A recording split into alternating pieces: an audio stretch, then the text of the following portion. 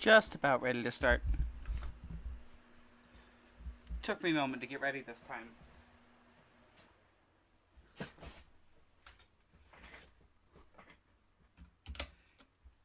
You've beaten the super boss in RPG Mario? Alright, nice. So, while I was getting ready for the stream, I was like, yeah, I'm just gonna use my Retron for it, whatever. I have zero clue where the power adapter for my Retron went. None at all. So I had to find one that was like somewhat similar and then plug it in and hope it didn't fry the thing, and like it seems to be working, but like, oh my god.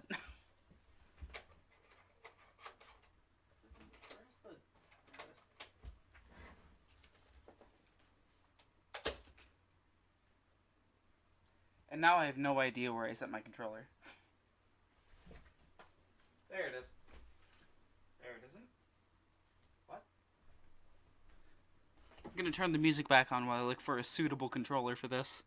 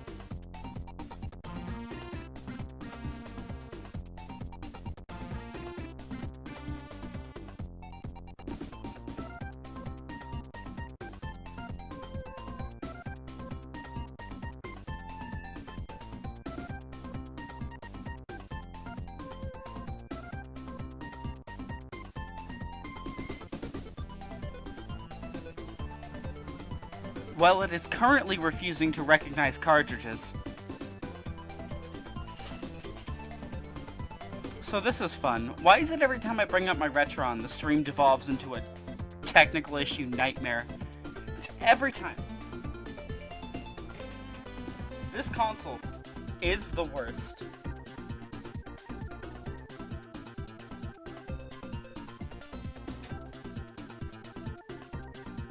I am in the process of sticking playing cards in this thing's cartridge slots. Yep, thought so. The NES slot, a couple of the contacts are touching. So it thinks that there are NES games in this at all times. And now it's taking forever to load the cartridge. There we go.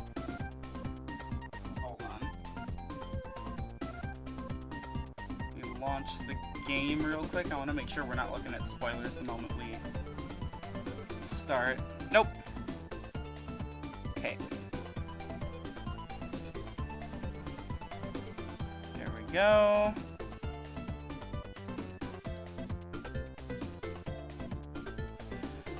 NES Sonic, that's never gone wrong. There we go. Is it playing audio? I don't even know. Wouldn't surprise me if it decided not to tonight of all nights.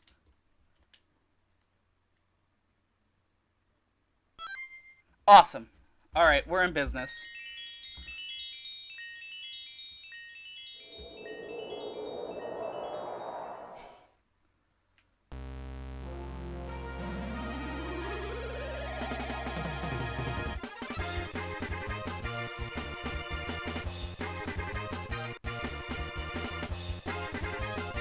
Let me know how the audio is, by the way. You can use the opening here to test the audio.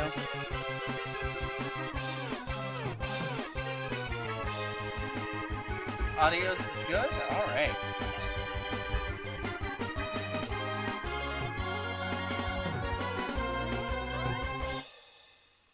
Okay. Oh, before we start, let me open my window so I don't end up melting to death over the course of this. Okay, here we go. We're gonna restart. We're gonna start a new game here. Alright. I guess first thing I can show off is the Tiny Chow Garden. We can open it real quick. Oh hey, it doesn't delete my Tiny Chow Garden data. This Chow was on the cart when I got it. And I've just been petting him ever since. The Tiny Chow Garden lets you store up rings that you earn throughout the game. And you can buy little things for the Chow to interact with.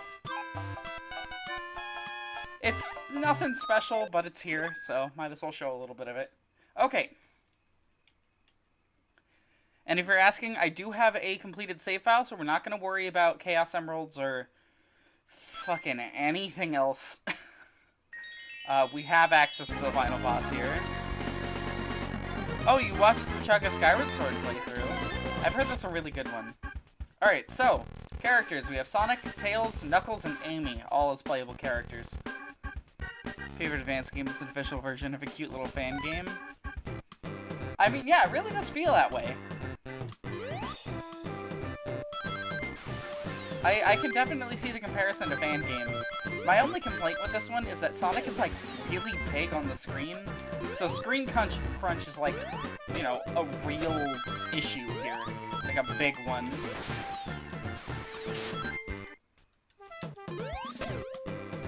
Now, the controls for this game are literally as simple as they come. I don't even think this one uses the shoulder buttons at all. Hence why I figured, it'll be fine if I can't find my SNES controller tonight, I'll just use my Genesis one.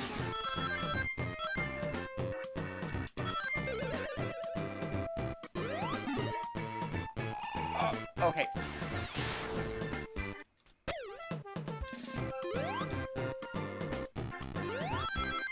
Oh, that's a grind rail. These are a little weird, because you can only land on them, when you're at the very top of them, and on the flat part of the very top. Also, listen to what happens to the music when it speeds up.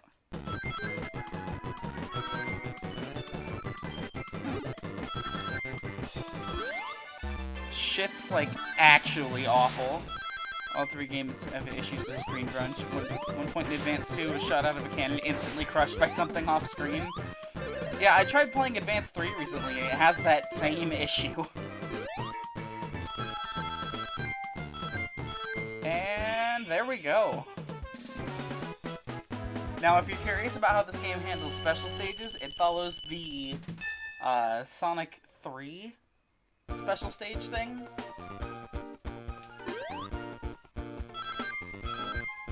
However, that is saying that is giving it a bit too much credit, because instead of a bunch of entrances everywhere, I'm pretty sure there's one per zone.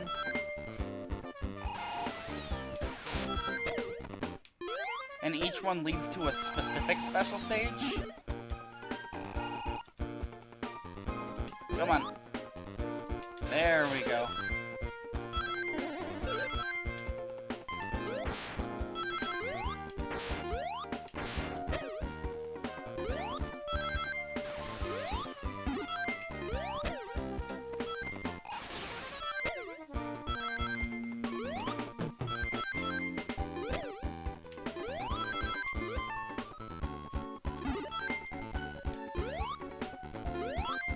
There was a bug in my room that was spinning really quickly through the air, like fucking dive bombing like a fighter plane or something. Oh, hey! Alright, so this one follows the Sonic 2 formula, where it's one act and then an act with a boss in it. Now, don't hug the right side of the screen here, because he will instantly crush you with his hammer.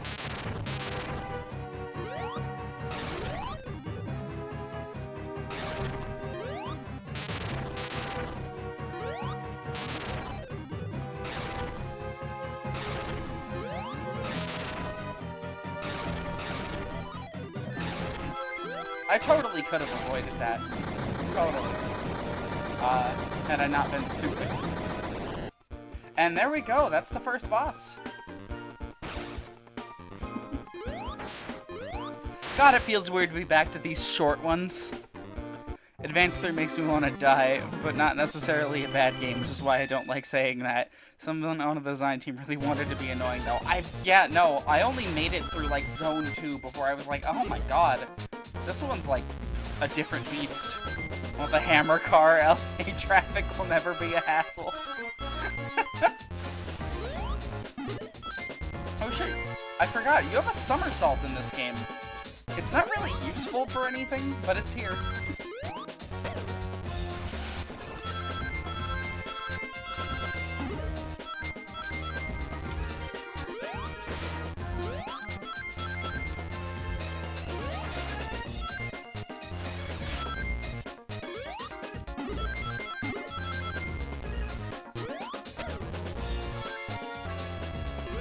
Traffic jams pole vault over them with the new Robotnik hammer car. Yeah, no, short levels do feel weird now. Considering, what, the last few games have all been Heroes, Shadow, and 06. Like, goddamn, these levels should be, like, quintuple the length. Now, one thing that I really like about this game, that it cannot be overestimated how important it is in Sonic games, rolling is actually like a really good way to maintain momentum or to gain momentum here. There's a lot of games in the series where that just isn't the case.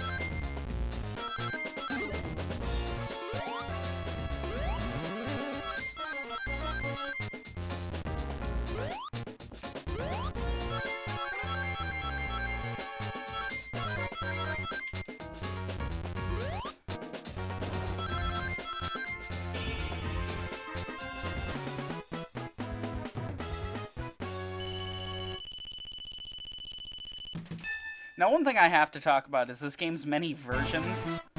Sonic Advance 1, for some reason, was ported an ungodly number of times to all manner of Java-playing smartphones, apparently. Or not smartphones, like older phones, actually. Most notably, the N-Gage. And if you thought playing Sonic on the Game Boy Advance with an overly large Sonic was bad, my god, you need to see this on the N-Gage. Literally, you can recreate the feeling right now, actually. Take your thumbs and cover up your screen so that the stuff on the very left and the very right don't show up.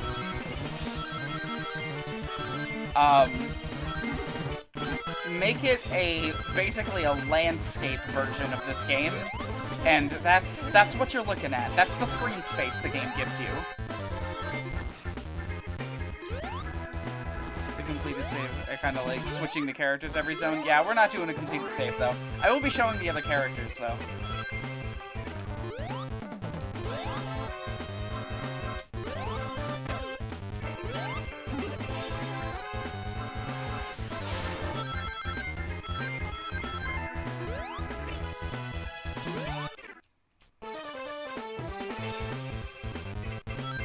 Now, one thing I'll say about this game, an advantage that this one has over other portable Sonic games of this era, is that it takes a lot longer for the Dimps-isms of the level design to kick in. This game was developed by a company called Dimps, and they handled a lot of Sonic games in this era, and they love bottomless pits. Amy's the only one who's not 100% self-explanatory. Yeah, but they all have, like, unique sprites, so might as well show them. Because the Advanced series has such nice, expressive sprites. Oh, look! It's the Spring Boss from Sonic Chaos, but without a gun. So he's less threatening.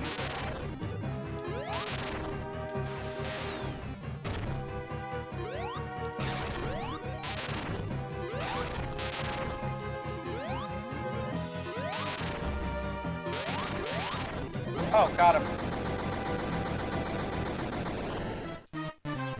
Advanced pogo stick.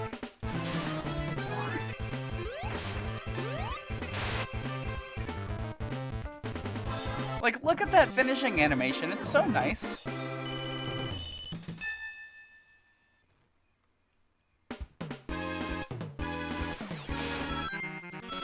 God, we're already in the casino zone.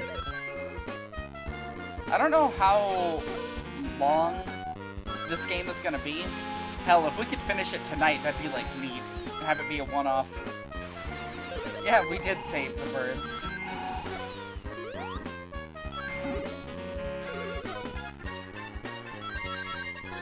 Think you can hit me with a slow attack like that, Sonic and Sonic and the Secret Rings.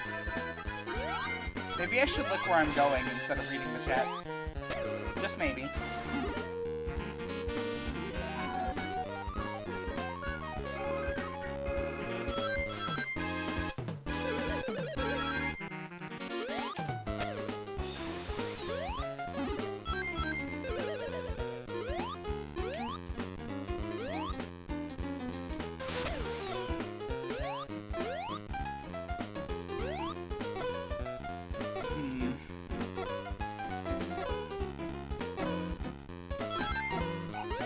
Oh, no. I love getting bounced around. It's great. I know real casinos have inexplicable wormholes. They do, but they only take your money, not you.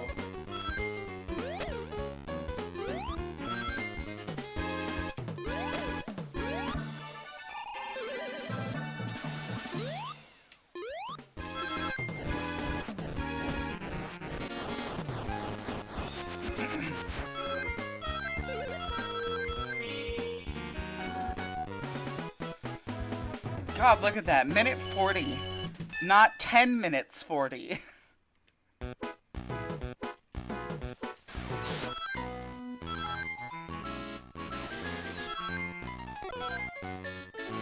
Went to a casino and there was no giant pinball tables or Mario Sunshine-sized slots.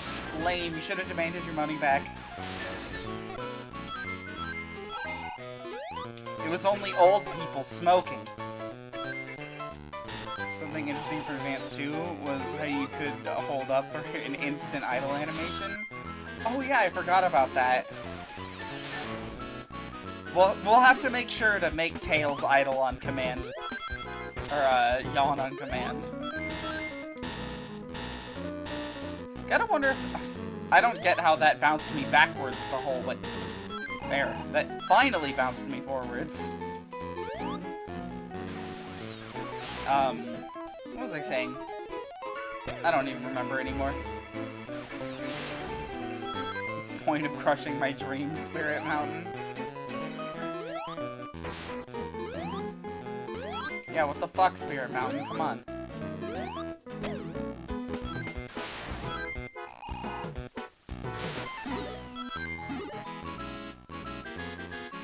The only redeeming factor of Spirit Mountain is that they have like a buffet that I've been to, and it's pretty alright, except for the fact that it gave me food poisoning. Wait a minute. Maybe I should hit that checkpoint. You know, I'm not, like, afraid that I'm gonna die against this boss, but, like, I probably should. Alright, now this one is the first interesting boss in the game. Well, I showed Amy in Advance 2, or is my sanity still there? I don't know what I'm gonna do there.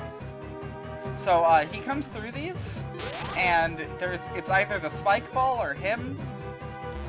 Eggman. Oh, shit. He actually, like, hit me.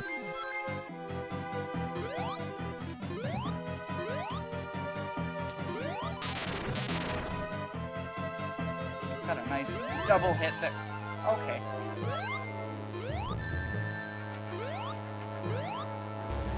Oh wow, I did actually die here. They don't have a buffet because of the virus. Currently not. They used to, and it was not good. I remember the one thing they had there that I was kind of excited when I saw was they had like a mac and cheese dish. And then I tasted it and the cheese didn't taste like anything, and I do not know how they did that.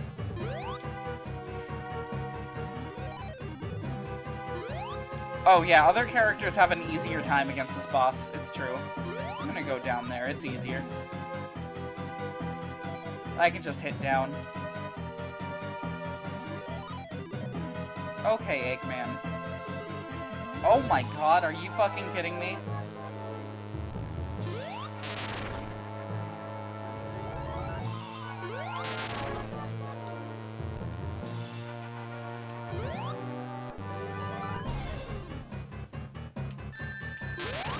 Wait, but I jumped. Yeah, no, Sonic has that, but oh my god, it doesn't even give you invincibility frames. And it also doesn't count as a duck.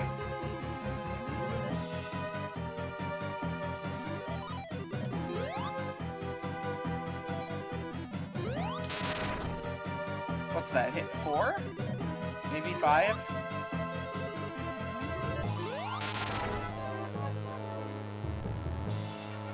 Five, maybe 6 hits? 6, maybe 7?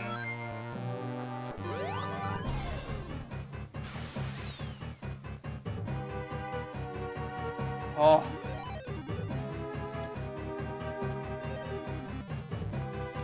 Come on. There we go.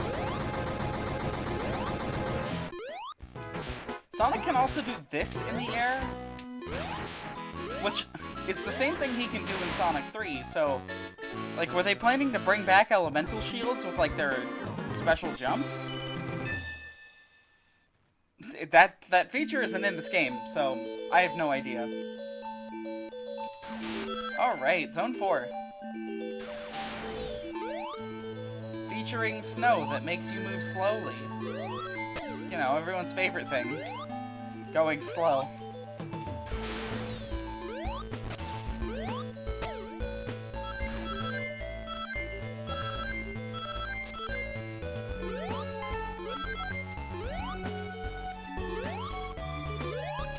Nope. Okay. Oh, and of course water, as customary for the 4th zone of a game. You'd think that's the insta-shield, but I don't think it has the invincibility effect, just the extra range. Wonderful. Oh. Oh shit. That was me accidentally hitting the B button.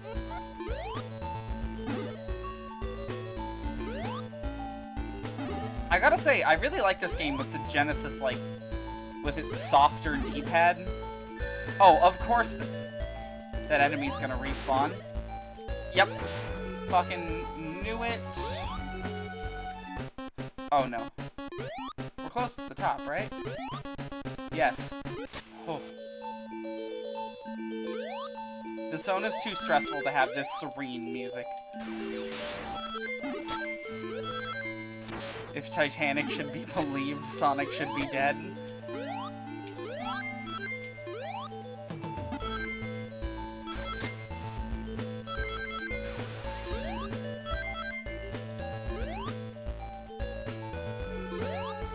Oh, come on.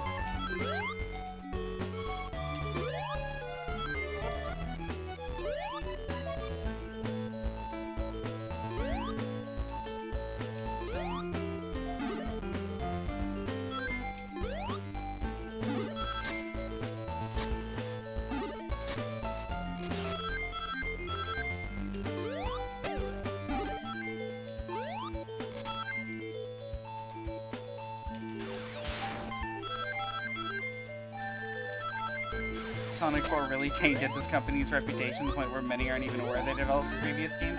Really? Dimps handled Sonic 4? I was not aware of that. I was always aware of, like, Advanced 1, 2, and 3, and I know that they handled Rush, I'm pretty sure, which is, like, an amazing game. God, rip them. Sonic 4 is, like, seriously beyond awful.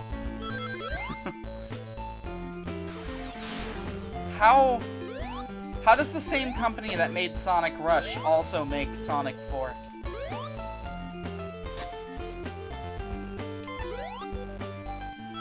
How is this, like, what?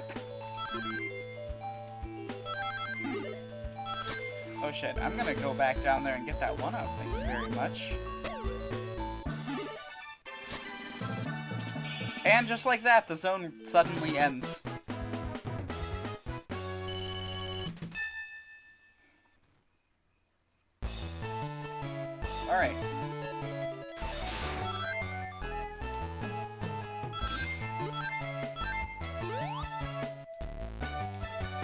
Isn't that...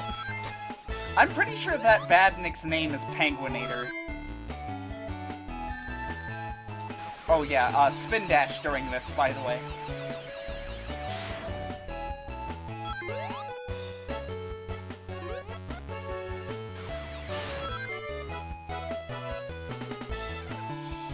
Come on, I can make that.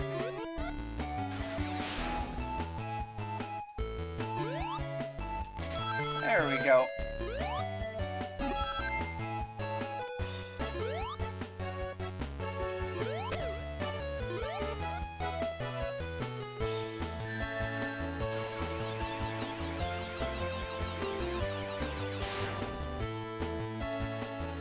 Those enemies, like, you can't even blame screen crunch on them. They just, like, spawn at the worst moment. Saw a comment once mentioned Dim's making Sonic Advance. Someone had said in response, Dim's the same fucknuts who made Sonic 4? Oh my god. Really though, how does that happen? They were so good in this game. And Sonic 4 is so distinctly not good. To the point where, like, you can't even be like Sonic Boom, where they were like, oh yeah, no, you can just blame that, like, Sega meddled or something, you know? Because Sega did meddle in Sonic Boom, but I don't think they meddled much in Sonic 4. Oh, I'm fucking... Oh, okay. Oh, I'll take that invincibility. Please, give me... There we go.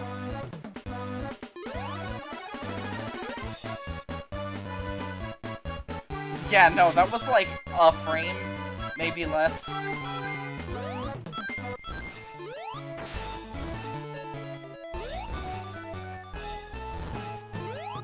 Oh. Okay. We're almost done with this zone, I'm pretty sure. Should be getting towards the end of Act 2 here. You know, something I haven't mentioned is how much the colors in this zone, like, pop. They are really good looking.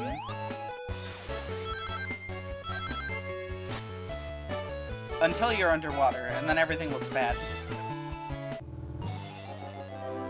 Okay, now this boss is another interesting one. So, Eggman drops things from the ceiling.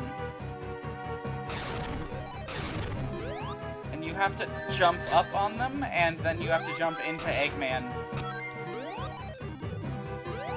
And yes, you can drown, unlike other underwater boss fights.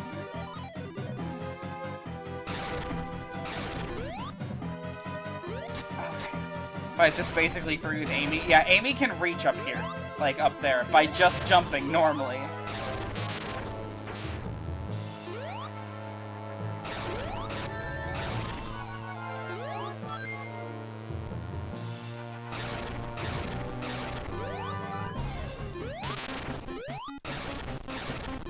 Oh my god, please. Oh, okay.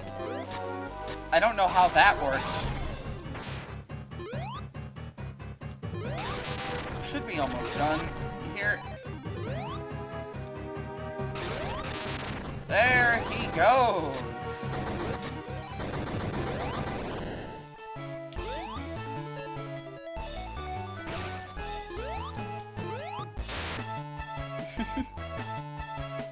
Yeah, I don't know how we got teleported that high though. It normally doesn't teleport you that high. Alright, and now for Angel Island Zone. Looking a little different than we're used to it.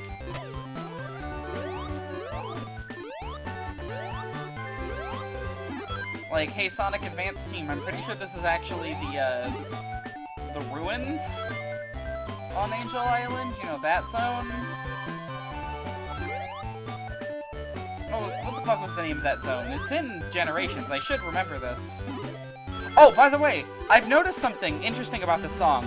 I'm just gonna let you guys listen to it once we get to Act 2. Because this song has a very interesting history. Okay. I guess that leads literally nowhere, and we should ignore it. Sky Sanctuary, yeah. This is clearly Sky Sanctuary. I don't know why they named it Angel Island Zone.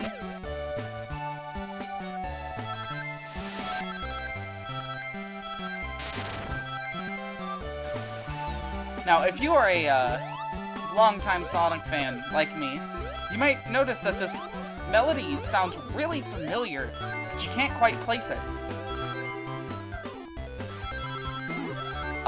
In Act 2, I'll reveal where they got the melody, and there we go. That's what we call a dimpsism. You mess up ever so slightly in an act that's like past the opening of a Sonic Advance game, and you just die. Because they are really trigger happy with their bottomless pits. They love them. Especially in Advance 2 and 3. Might have thought it was part of Angel Island, didn't see the end of the story in Knuckles. Maybe. I don't know. I think it's just because they were like, let's do a callback zone to Sonic 3. And they just named it Angel Island Zone because Sonic 3.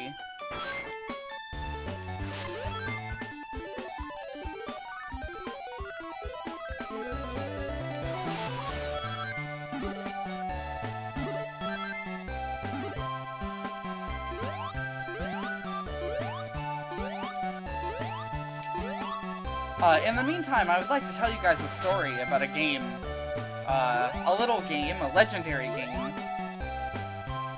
called Sonic X-treme. It was the Saturn-developed Sonic game that was going to be the big console seller for the Saturn. It was being developed by an American team, being led by a man by the name of Chris Sen. And Sega couldn't make up their minds what they wanted the game to be like, and they kept commanding him to change it constantly, and they wanted it out by like 1993 for the holiday season, and or no, 94 for the holiday season. And they just couldn't fucking do it. The team couldn't get the game done, and then Sega was like, hey, remake it in a completely new engine. And Chris Sen's team was like, that's impossible, Sega. I can't do that. And they were like, well, why not? And he's like, well, I only have 3 months left. And so, thus the game was canceled, and ever since then, it's been the object of fascination of Sonic fans online for, like, years and years. Because it's known as that one that never saw the light of day, and it wasn't even finished enough to, like, call it a game yet, you know? Oh, we ought to be at the end. There we go. Yeah, no, it was not a fun experience. Anyways, so know what you're thinking. Hey, why are you telling us that? Listen to this music.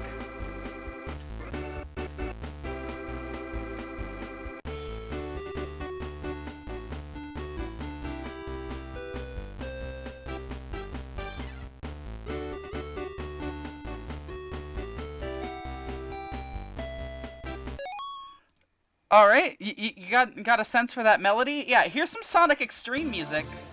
Let me find the point.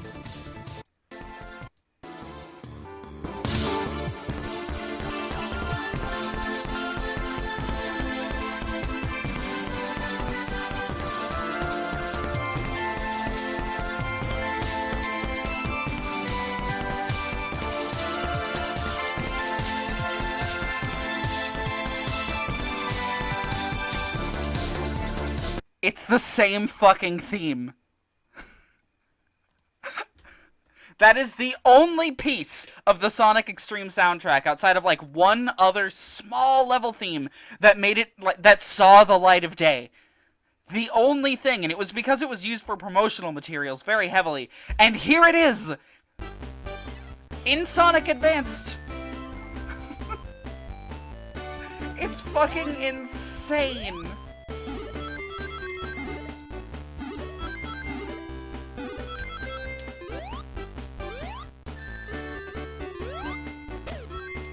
And if you're curious about the full song, so you can compare them for yourself, the name of the song here is, of course, Angel Island Act 2, and the name of the song in Sonic X-treme is Space Queens. They are the same melody.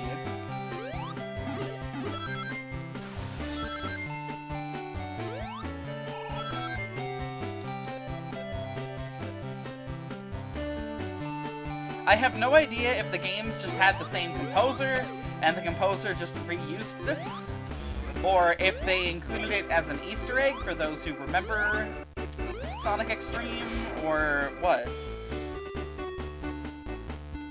Yeah, no, it was probably something along the lines of that, where it's like, hey, look, we have this song sitting around, we could use it for a zone in this game. And then they were like, okay, yeah, sure, let's include it in one of the acts that we don't feel like making an original song for. And thus we ended up with this.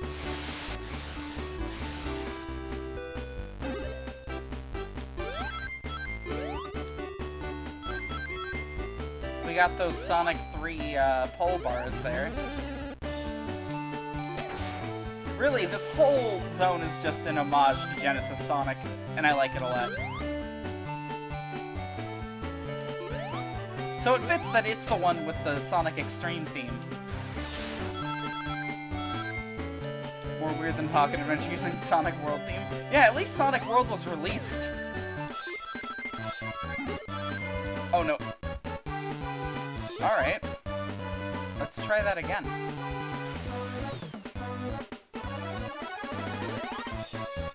Die. Oh, okay, I see. He's barely out of reach.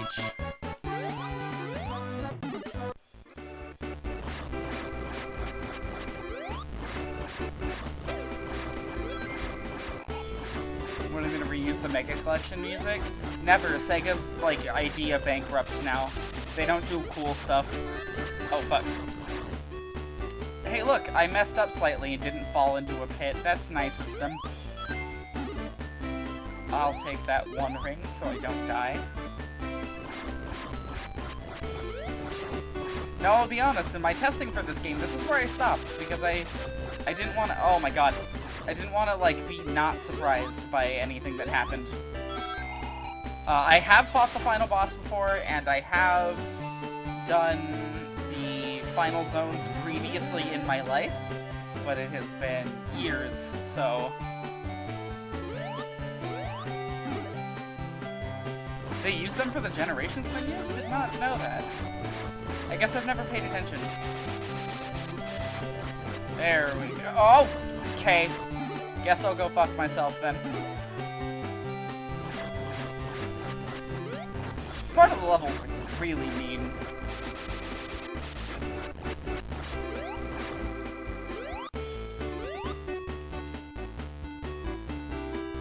My nostalgia talking about Mega Collection is shockingly high quality for what their purpose was.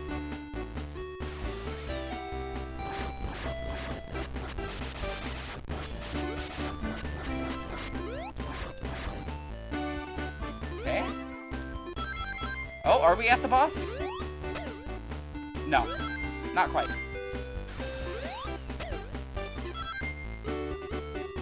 Gotta be getting close, right?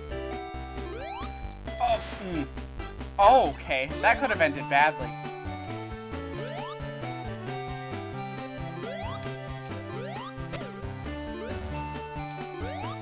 Okay, so we have to go down here. That's good.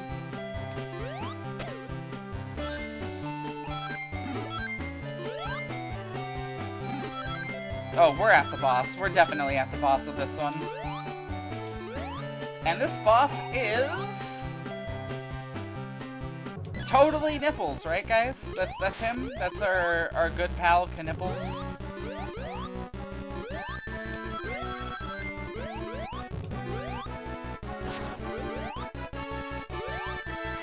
God, it looks like he's really wide open when he's flying, but he's, like, not.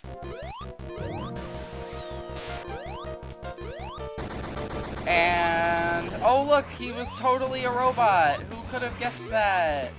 It's totally not like his color scheme was just all kinds of wrong. This is, Mecha Knuckles' only appearance outside of, like, R. And he's gone. He might be sick.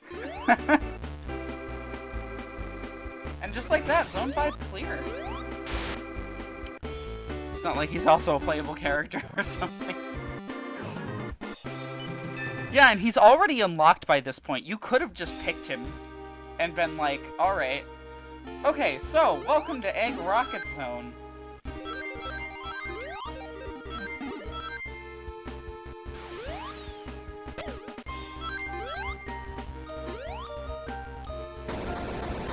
So Egg Rocket sounds a little interesting. Notice now the timer says 4, 56, 55, 54. Yeah, no, the rocket is heading upwards and shedding its pieces, and we have to get off of them before they go away.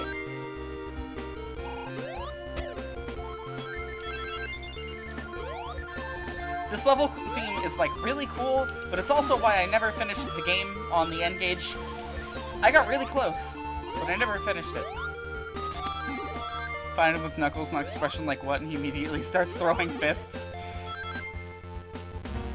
Good.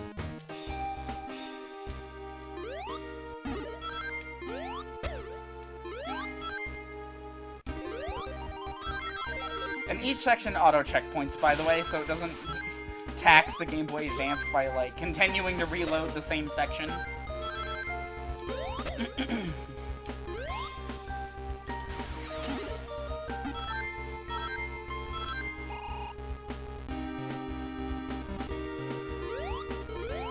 Now, making matters worse for this level, it is incredibly platform cycle based. So if you just get there at slightly the wrong moment, you could waste more time. Now, the time limit's never necessarily all that bad if you're playing as Sonic, but the other characters is... oh, fuck. The other characters are where this one starts to hit some rough spots.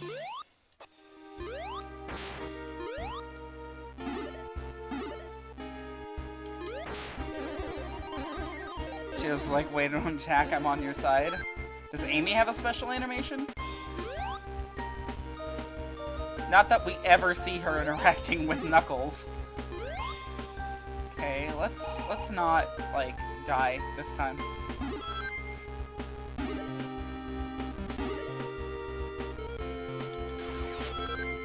Oh, wait.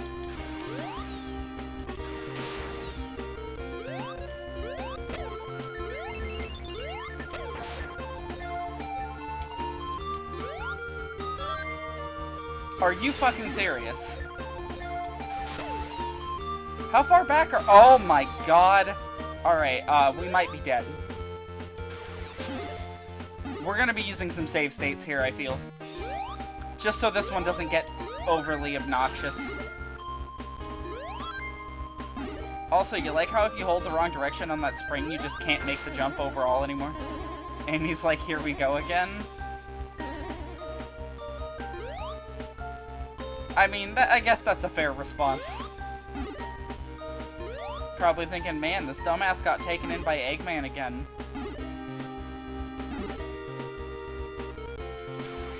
Okay, there we go.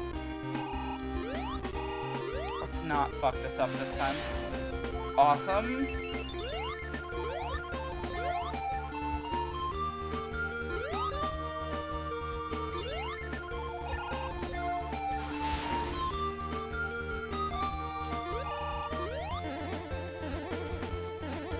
Hit this thing, if I remember right, and then we get sent up. Okay. That didn't take us. Still the next section. Okay. Panic. Just a little bit.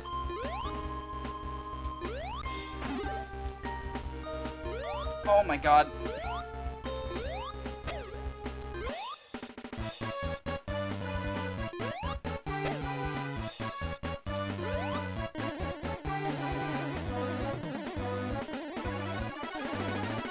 Come on, let me up there. There we go.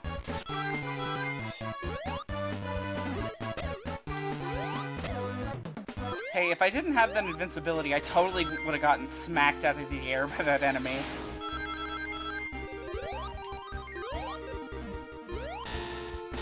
Oh. Are we to the next section yet? No? Damn.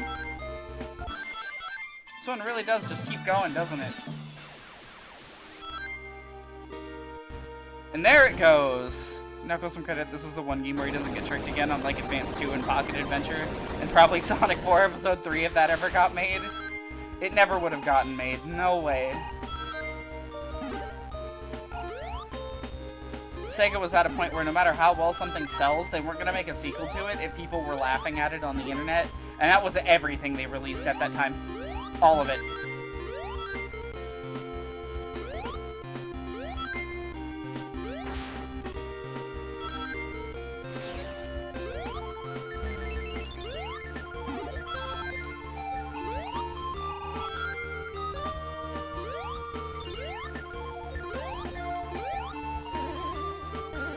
Yeah, they did greenlight Sonic Boom as an attempt to capture the youth. Okay, wait, does this lead anywhere? Maybe? Yes.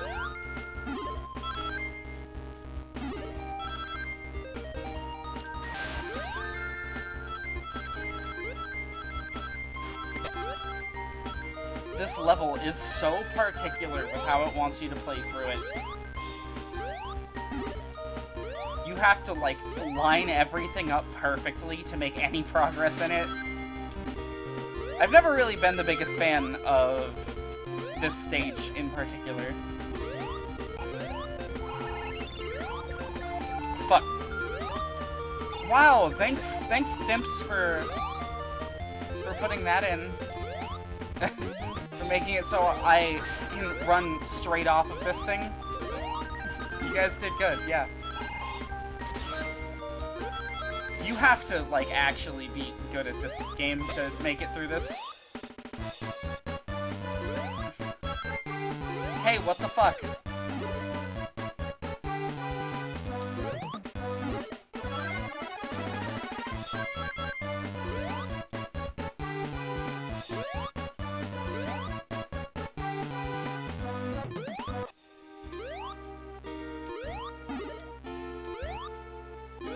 Come on.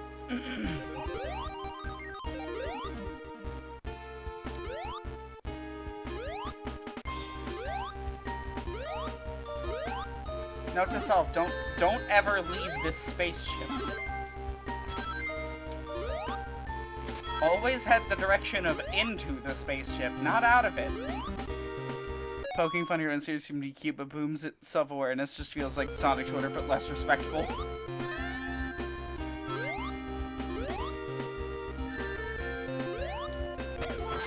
Guys, did you see corporate Twitter said the funny joke? Corporation is like person. I'll go by Wendy's now, except it's Sonic.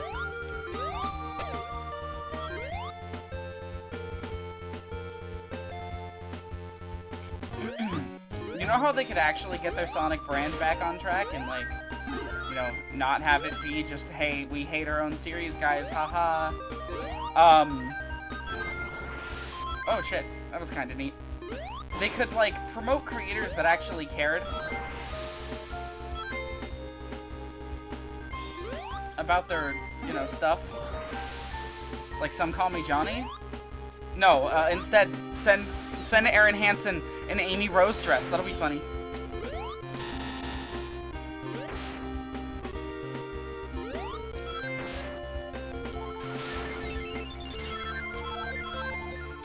Oh, we better be at the end. Yep, okay, good. It's not about the series or fan base, it's still incredibly forced.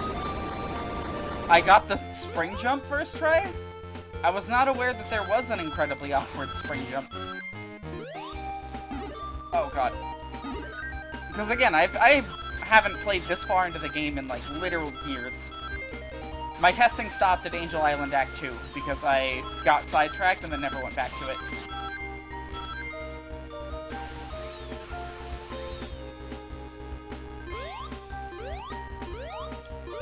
Almost through. We're almost to the end of the game. Like, actually.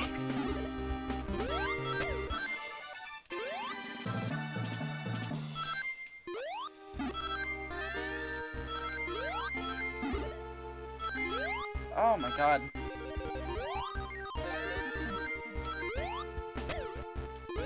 My hatred of this zone is immeasurable.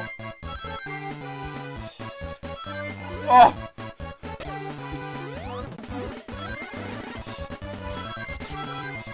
I will say though, it's a really cool stage idea.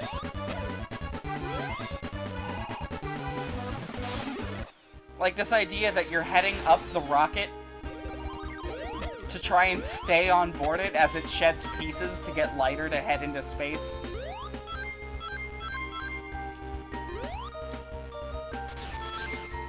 And it fits in with the, with a lot of other, like, final stages in the series. Oh my god. The game is, like, lagging. And also, this platform cycle is, like, really obnoxious.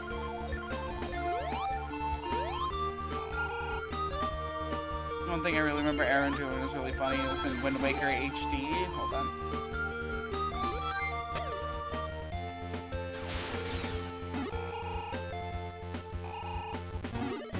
Okay. Oh my god, this is, like, not possible. The time...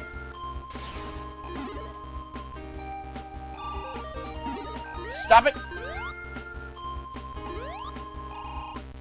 Really, what do I do here?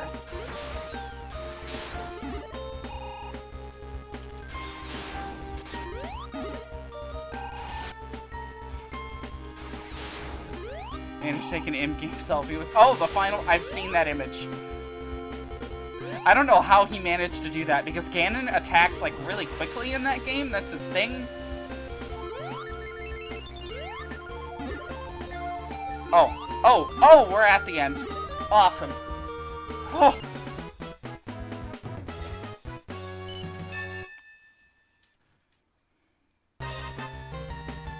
Alright, Cosmic Angel Zone. 7th zone in the game.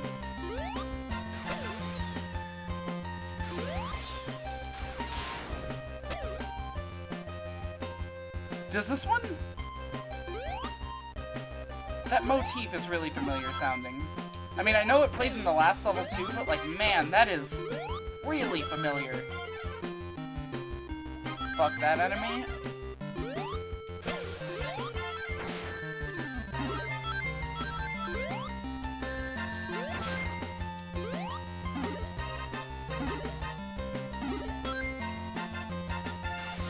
Oh, we got one of these. That's good.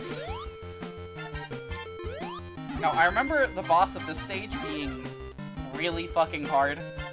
And rightfully so, we're at the end of the game. However, there is one more boss after this one before the final boss. And that one is something else.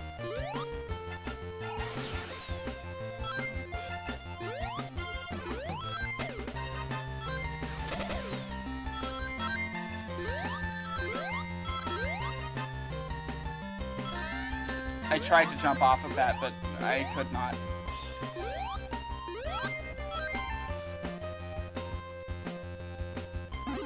You have to get a picture of Ganon in the museum.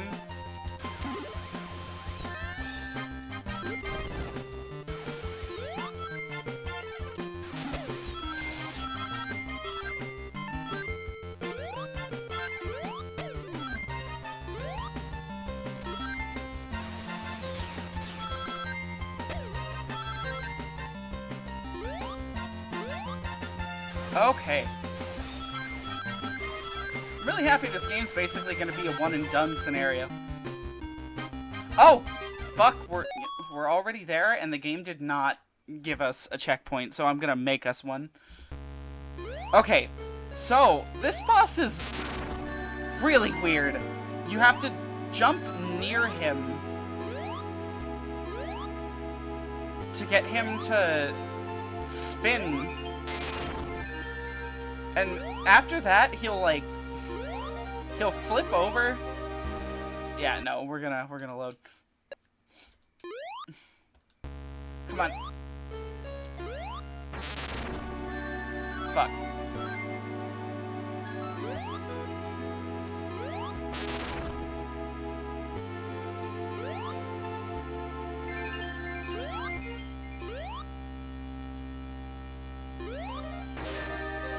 Holy shit.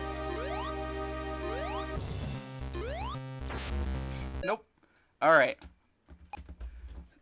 Does he have Zelda and Tetra 2? Get one chance to take a picture of her and both are necessary? Holy shit!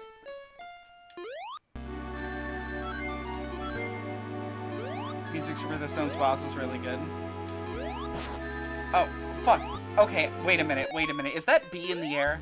No. What button is that is doing that?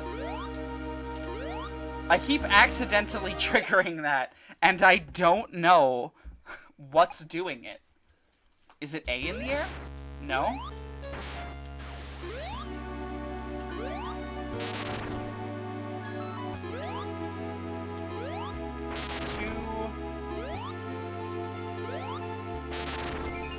Okay. I tried to avoid getting hit and only got hit. 4.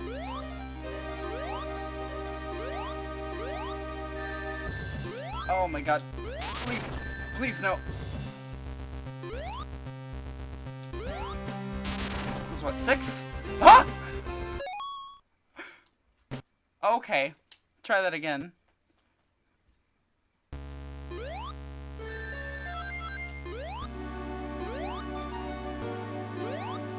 Motherfucker.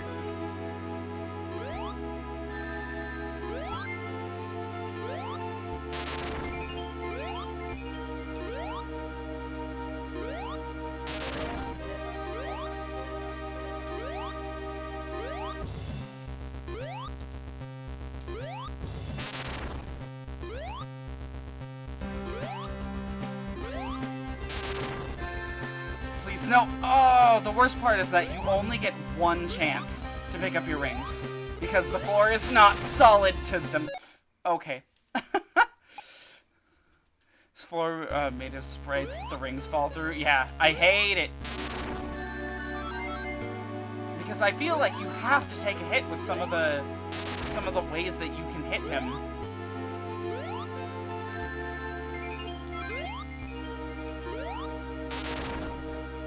God, I think it was hit number 2? Might have been 3. 4. Yeah, no, this boss is hard no matter who you pick. 5. Oh, fuck. 6, and this is where... Ah! Yeah, that's... 1.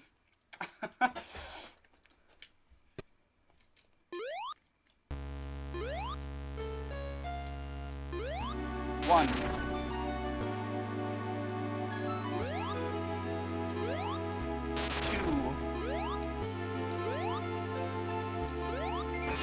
3. Alright, took a hit there. Turn to move. 4. 5. Oh my god. Threaded that needle. 6. He's gonna speed up. Okay, that should have flipped him, and it didn't. 7. 8. Got him!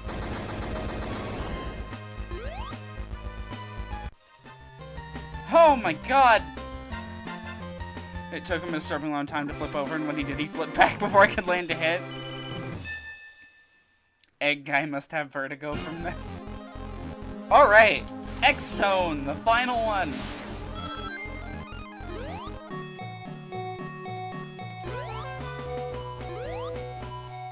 The terrifying Checker Wrecker Ball.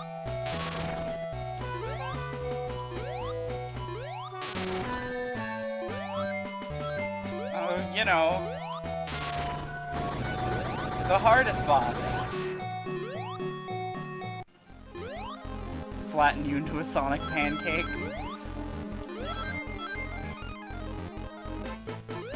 Oh, that made me panic.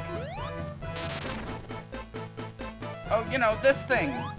The really hard egg car.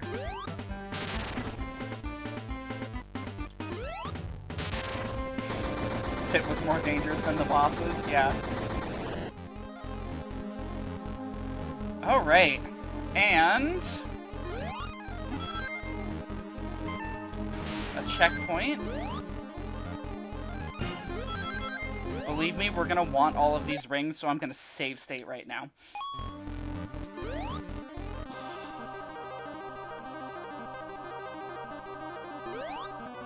Alright, so this one is really tricky. You have to know exactly what he is about to do.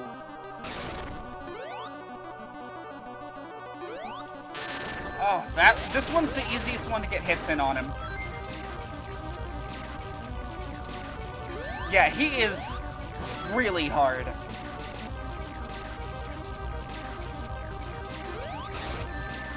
Alright, we're dead.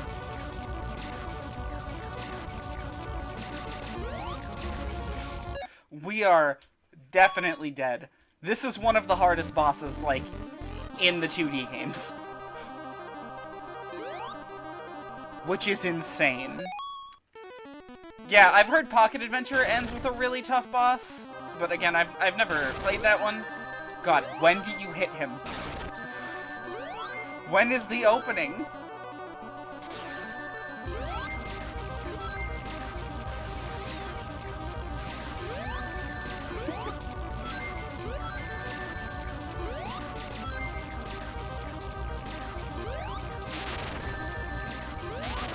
Right now.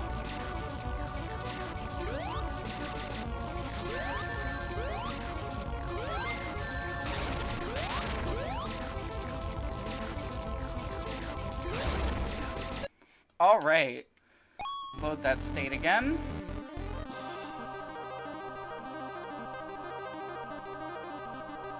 I really don't understand where the opening is for this. Like, his attacks go by so quick. And like, you'd think, okay, well, it's kind of the fist, right?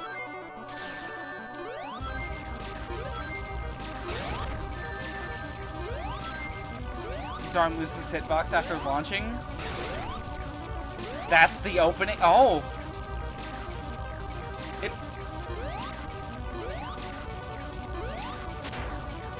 Oh, Lord! That is tight. Okay, and so that's the other opening. So that's 2 hits out of, what, 8, I think? Come on, do your arm. 3.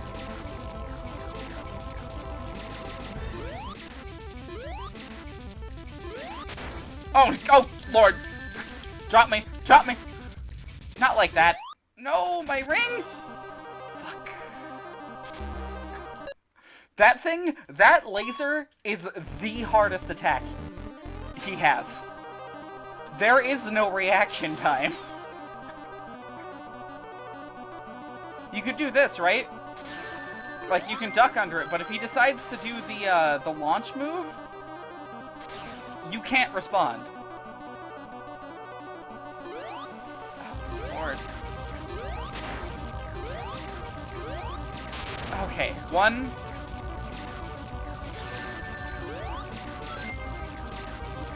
Oh, yeah, no, I do really like this thing's design. It's very different from your typical, like, Eggman machine. Oh!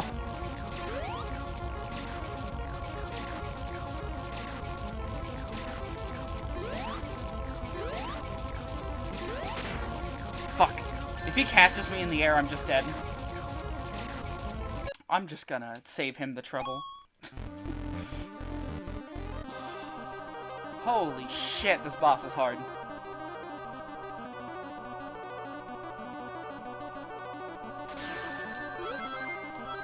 You have like half a second to respond to that.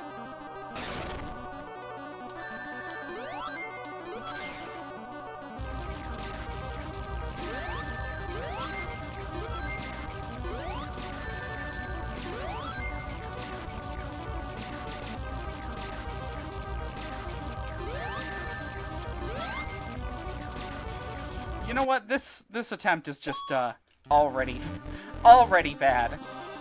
It's not that time. I can accept that.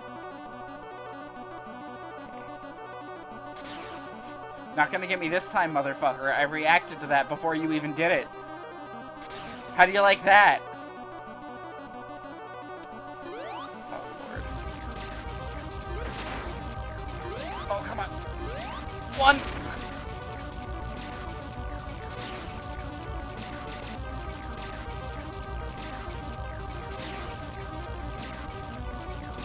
Fair distance away, stay ducking unless he fires the ball. Then when he prepares the hand, go to the edge and jump just as the hand launches and then strike. Okay. Stop. No! Oh, okay. The Retron did that by itself. Okay. I can still see what weapon he's firing, so I know when the ball's happening.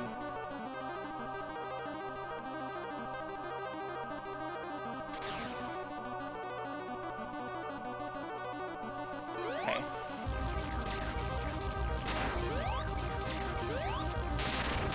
Two! Awesome!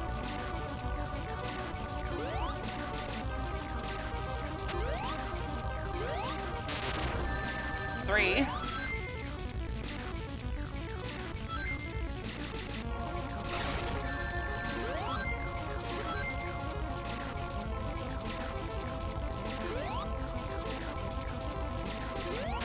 Fuck.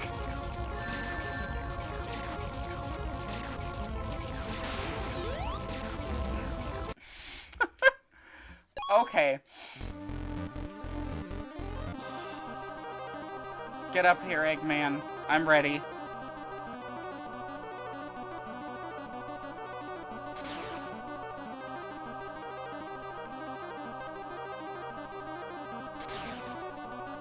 God, he loves that laser attack.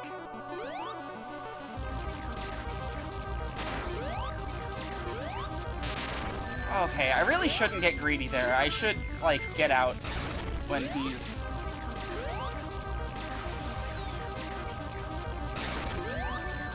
Oh. This time he just really likes the ball.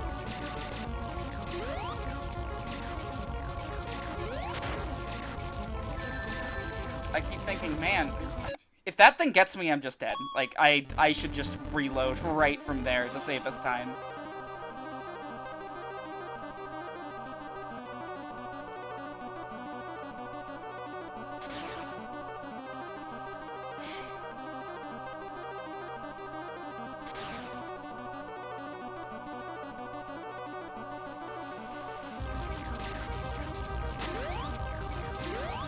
One.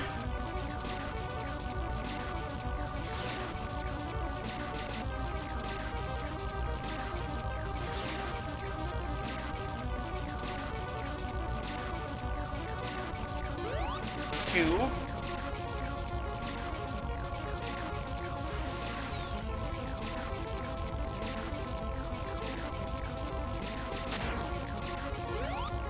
Three. Oh. Come on. Four.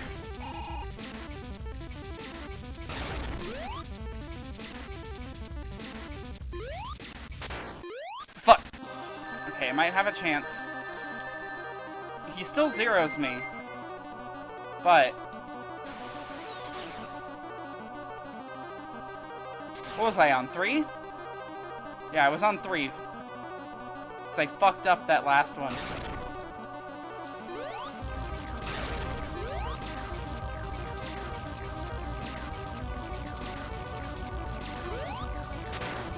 Fuck!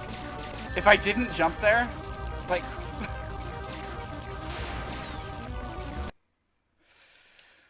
Ammo and pocketed... the arm on the Pocket Adventure boss is very obnoxious. Grab hitbox is huge, and when he fires the fizz, you have to dodge it again on its way back.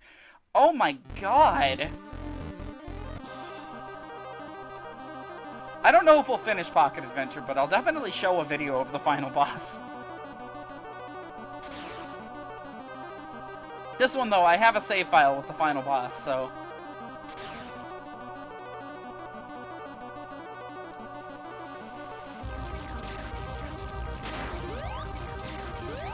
it takes about 5 seconds for him to launch the arm. About.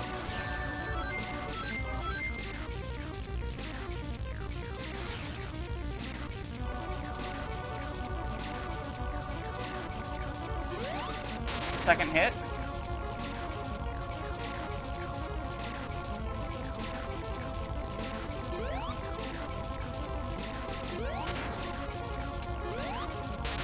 Third hit. I don't know how that didn't grab me.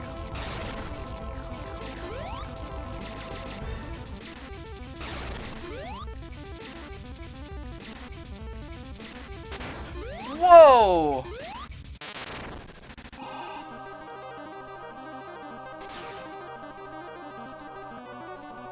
was the 4th hit, I'm pretty sure.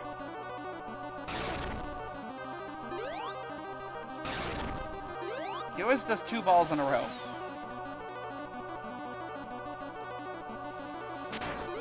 Oh!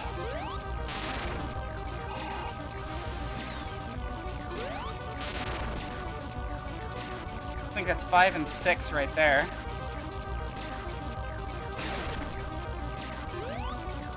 Should be, yeah, that's the other launch. 7.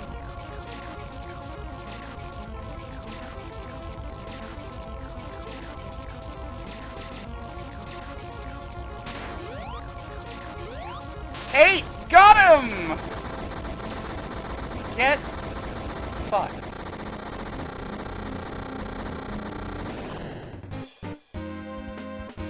Oh my god.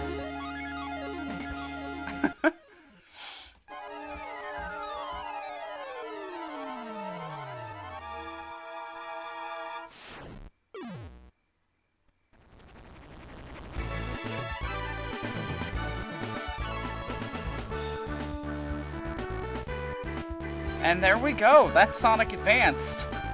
Or is it? Dun dun dun. Yeah, no, this game has a lot more content. I'm not going to be showing every little bit of it like I did for 06, but I guess we'll spend the next 40 minutes going over some extra stuff, and then after I'm done showing the characters, we can fight the true final boss.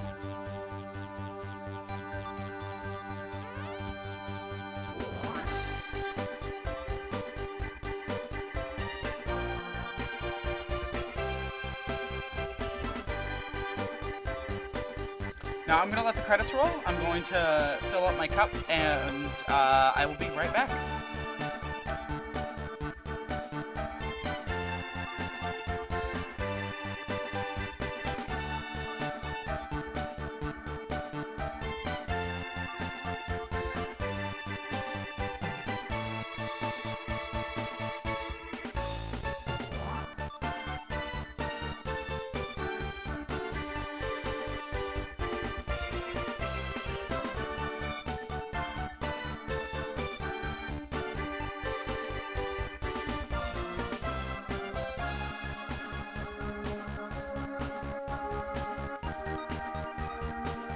Alright, I'm back. Oh, let's see if they credit here.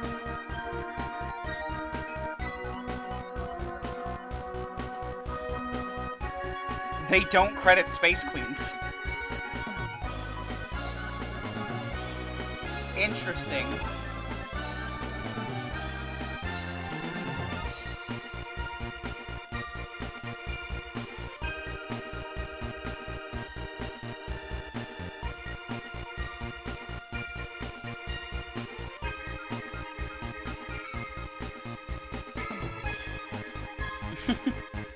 No credits for Space Queens. None.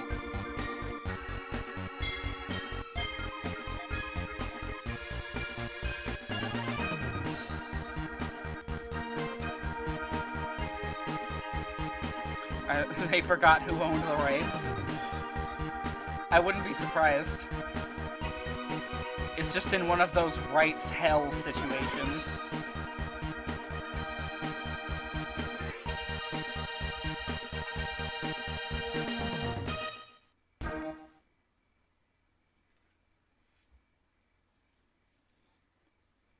Hey! No.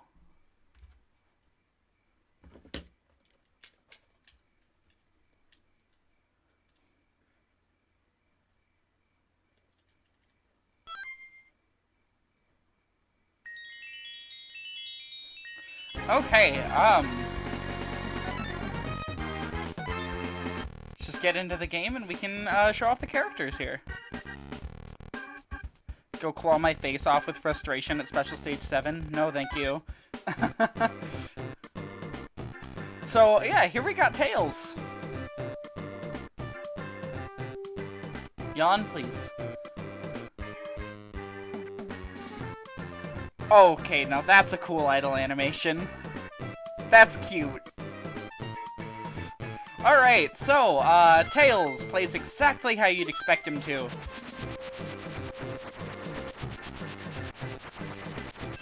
Like, exactly.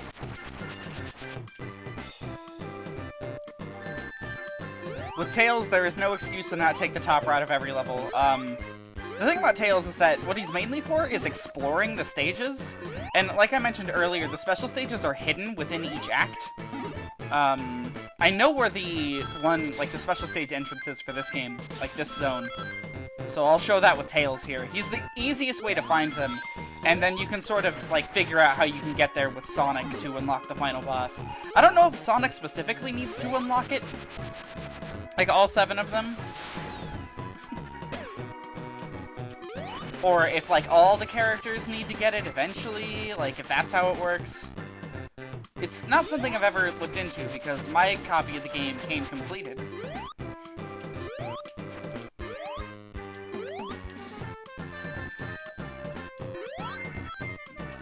Okay. Now here's a question. What is Tails' big attack? Oh! It's just a little smack.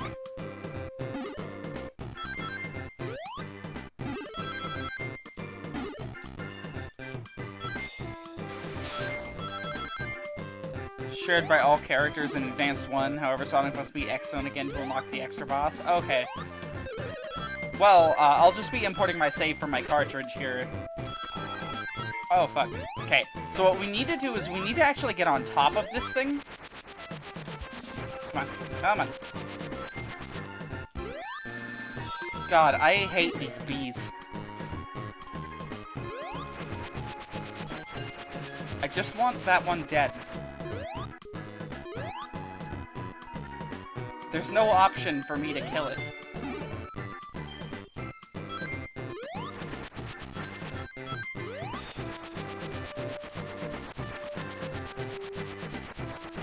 Come on. So the special stage entrances are these big springs. Just bounce on one, you go in. These are some of the worst special stages ever.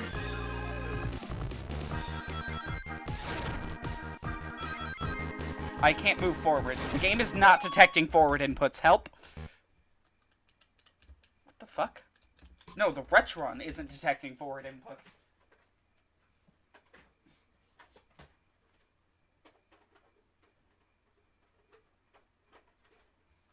The fuck is happening? What? Well, that was a special stage.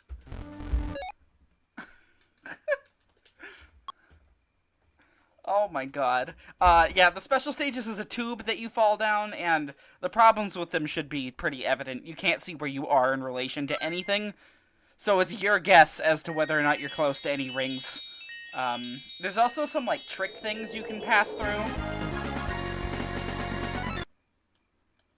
Okay, good. It seems to be working now. Complete the save file selecting X-Zone directly from the zone select will just get you Sonic's normal ending. Yeah. Okay. Knuckles, the enchilada here, is the secondary main character, or the secondary main character, the third playable character here. He can punch, and he can also glide.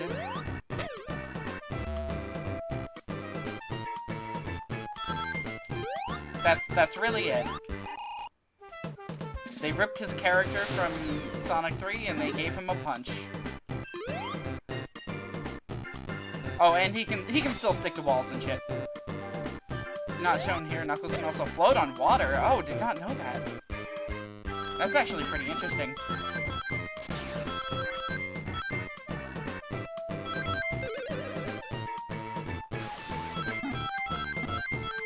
Well,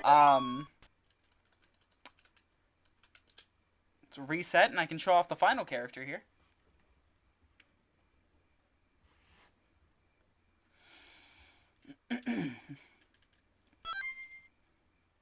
And now this one's the most interesting one. I might actually finish a level with her.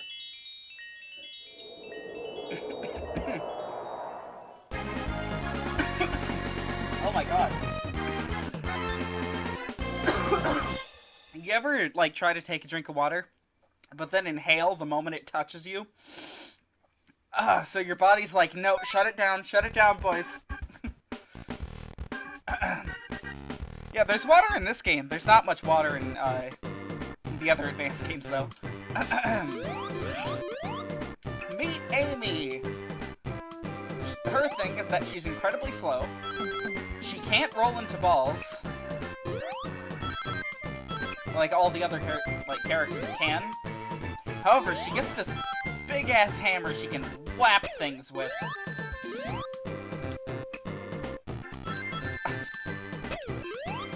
All of you are disgusting if you don't drink water, just so you know.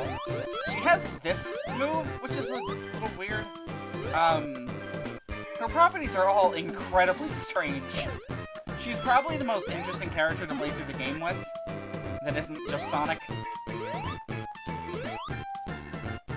However, it's really nice of them to give us a short and sweet game that was, like, playthroughable with multiple characters.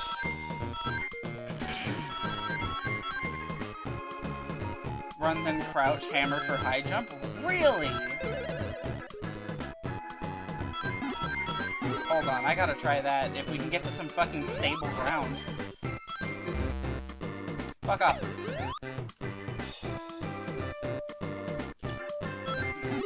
No stable ground for us, holy shit. There should be some leading up to the end.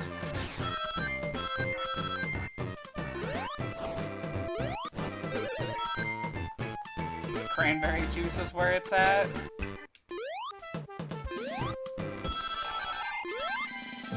I have no idea what the fuck just happened. Alright, here, let's try it. Come on. Holy shit! If she hammers a spring, she gets extra height? Okay. She has a lot of interesting properties that I wasn't aware of. However, that's enough of her. Everyone say goodbye to Amy. We're gonna reset the game, and we're gonna return to the main menu. Game menu. Copy saved to Retron. She can grind like Sonic, maybe not. I have no idea. Grinding in that game just does not work. Not even with Sonic. Okay.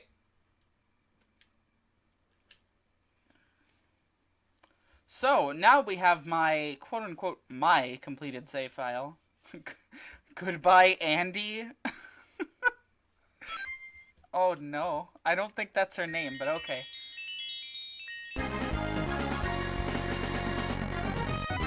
Okay, and now... on Sonic, Extra Zone.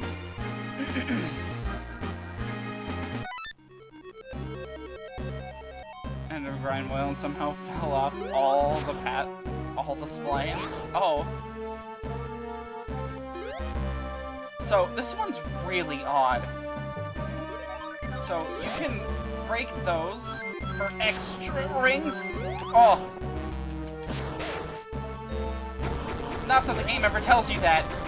This is the only Supersonic boss where Supersonic has this weird weight to him, where he just sticks himself to the floor.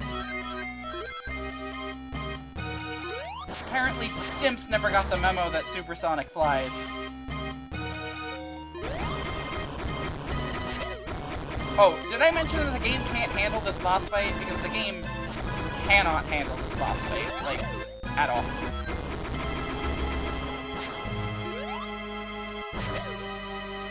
Oh yeah, no, the later, like, advanced games loved this dude.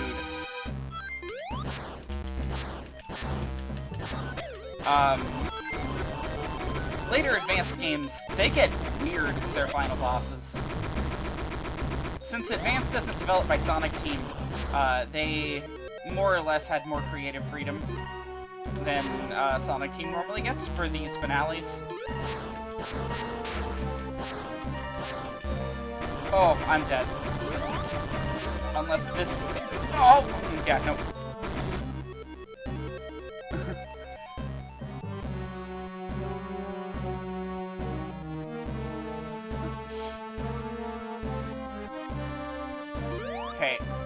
I'm ready for you.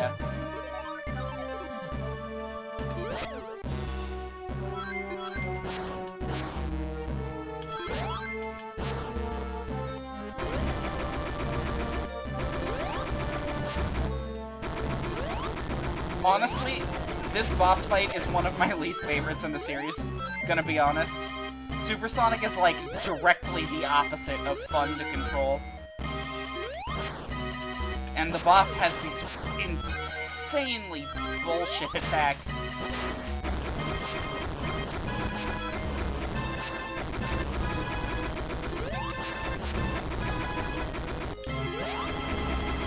And of course, he commits the cardinal sin of Sonic bosses, taking more than 8 hits to kill.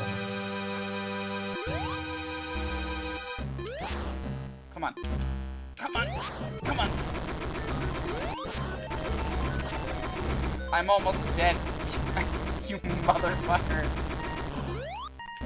And now he's covering his face again. Supersonic, just, I cannot stress this enough, how bad Sonic feels to control here. Like, why is this counting down my rings? I don't even have the opportunity to gain them back. I can't hit him at the beginning either.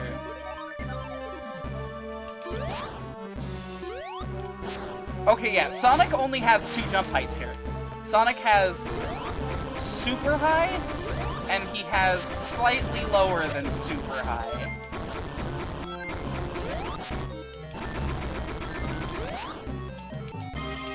Oh yeah, and those capsules stun you, by the way.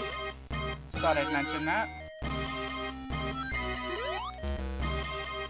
Like, between the game just constantly slowing down, I don't know how I got past him. By the game constantly just slowing down and him not feeling fun to control, this is like easily one of the most abysmal bosses in the entire series.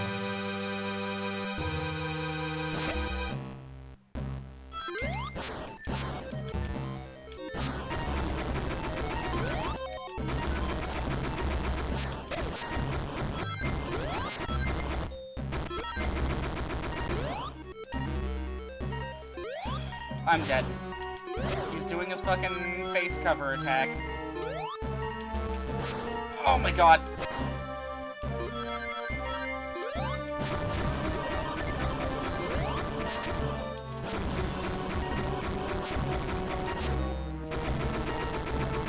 I love 2 FPS. Got him! Barely! Oh my god. Awful boss. Awful boss.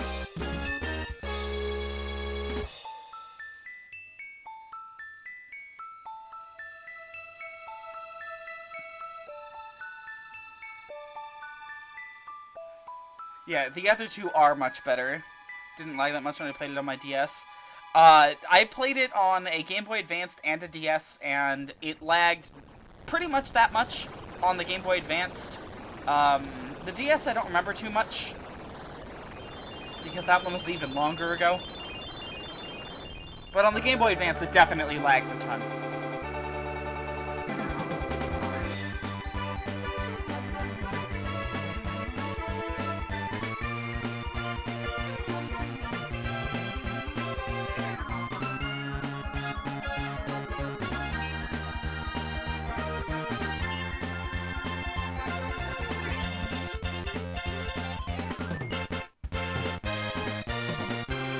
And that's Sonic Advanced. Over in 1 hour and 32 minutes. So what the fuck do we do now?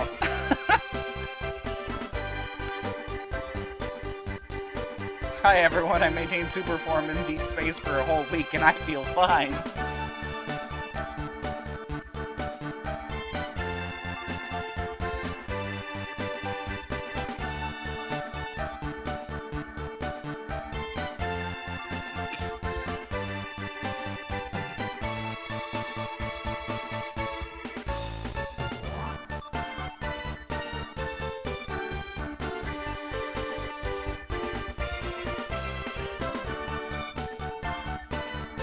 well, I can remove this one from the list.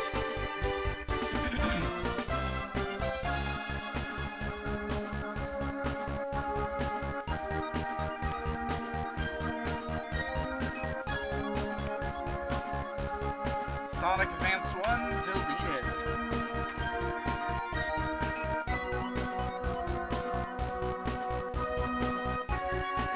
Really though, what do we do now? Advanced 1 doesn't have any, like, special features.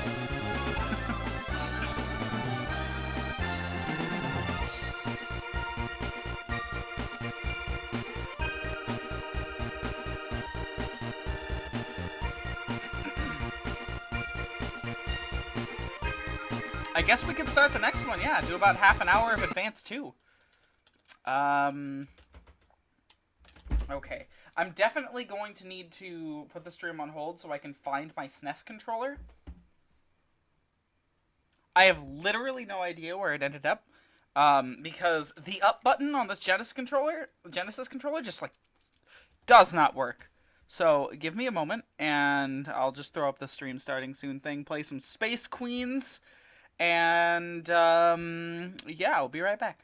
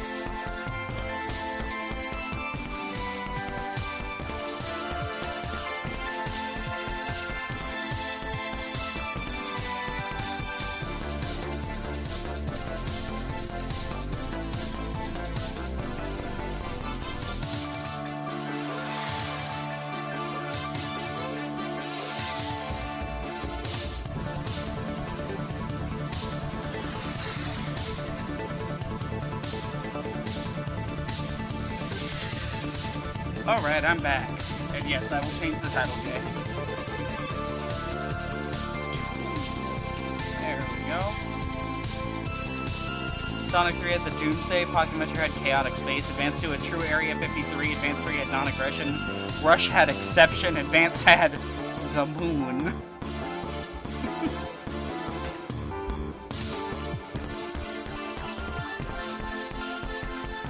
What the fuck do you mean unknown cartridge?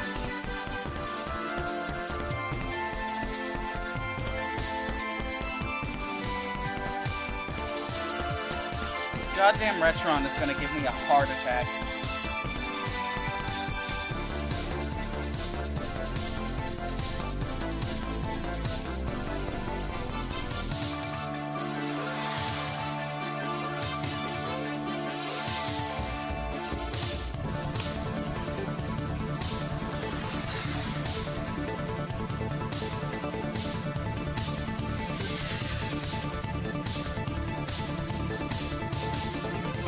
Oh my god, it's taking so long.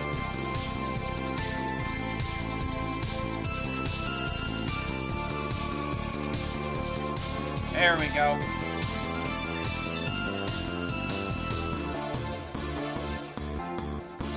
Alright. Thank you, Space Queens. And there we go. We have Sonic Advance 2. We'll do about half an hour of this one, maybe 20 minutes or so.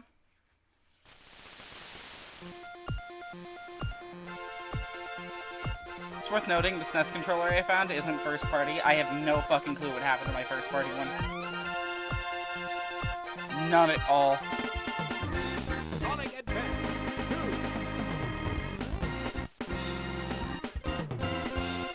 No, this one's the big leagues. This is the one that everyone says is the best advanced game.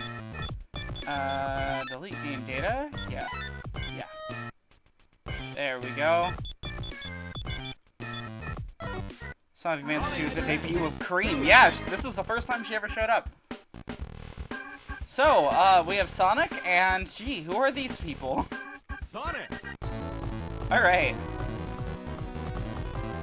I think I need to turn it down just a little bit. Because this one's quite a bit louder than the other one. Cartridge owner had set it to easy. Oh, wow. I have no idea how these starting sections work. I think there's something you can do to get a boost on them. But yes, alright, so welcome to Advance 2. This is what many consider to be one of the best 2D Sonics. I've heard many people give it so much acclaim, and like, I like it, I guess. I think it's alright. Press at the right moment before it says go. Ah.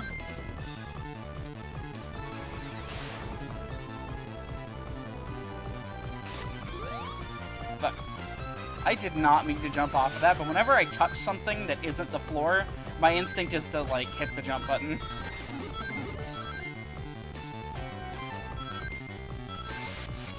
Okay, so that thing we just picked up is the worst mechanic ever put into a 2D Sonic game.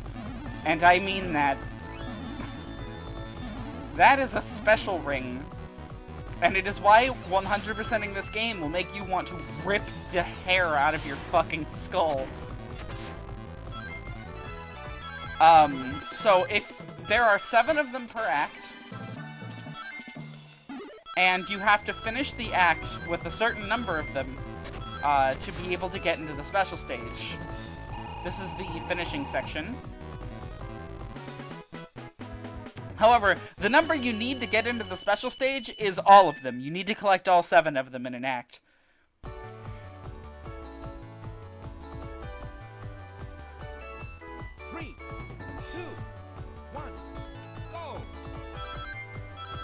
Alright.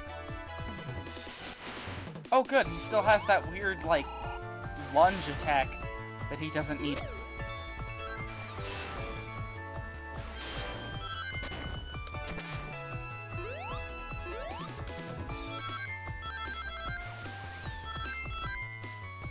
Advance 2's trick button made it a lot more playable. Shooting up in midair feels satisfying. Oh yeah, we're gonna be seeing tricks be put to work later though. Like, so many tricks.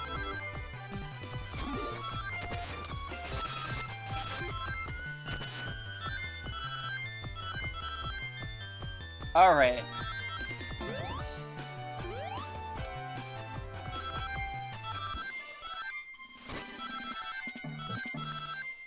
Now this one is so much faster than every other portable Sonic. And hey look, a special ring. Too bad we'll never get all 7, so collecting that was worthless. Oh yeah, you lose them if you die. You have to finish the act without dying. Which, like, these early acts, yeah, sure. Okay, take a very specific route, get all 7 of the rings, don't die, easy. Later stages, no, never possible. Alright, now these are the boss levels in Advance 2. You are always running.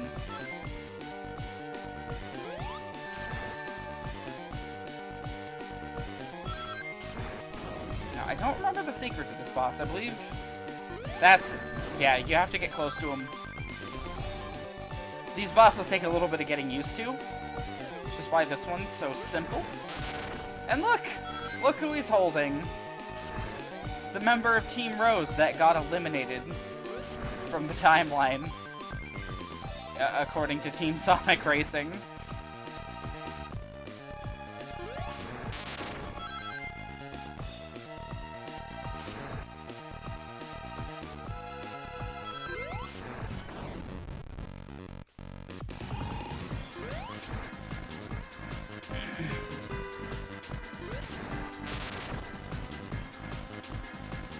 Hey. Okay.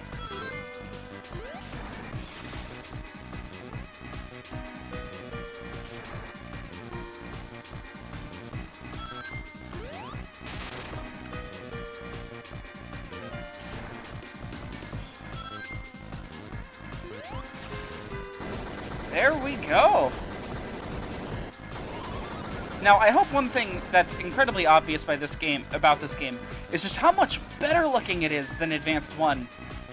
And there's Cream!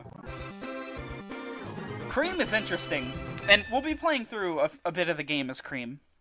The way I did it was I searched for the Rings of Tails first, took notes of where I found each of them, and then back in with Sonic to unlock Area 53. Sonic must get all the emeralds, yeah. Oh look! Cream gets a cutscene.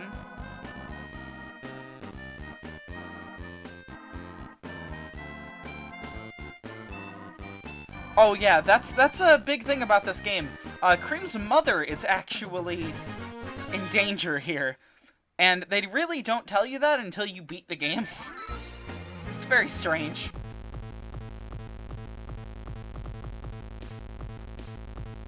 Three, two, one, go!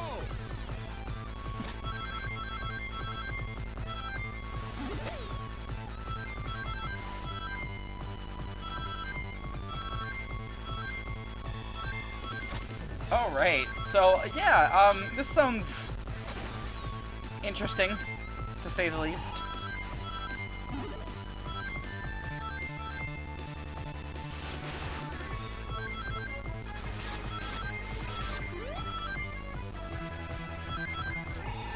I really like the background here. I love the music, of course. This game has one of the best soundtracks on the GBA, Fight Me. Cutscenes you never get to see again on the cartridge unless you delete the save data. Yeah, no, I noticed that. Because again, I got all my Sonic Advance games secondhand. I never started a new game on Advanced 1 because I already had the Moon Zone unlocked and I knew how difficult it was to unlock that thing.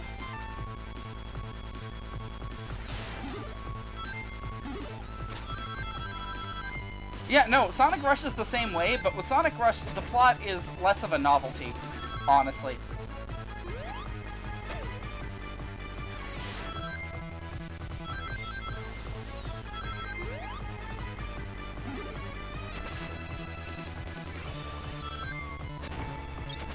Ooh!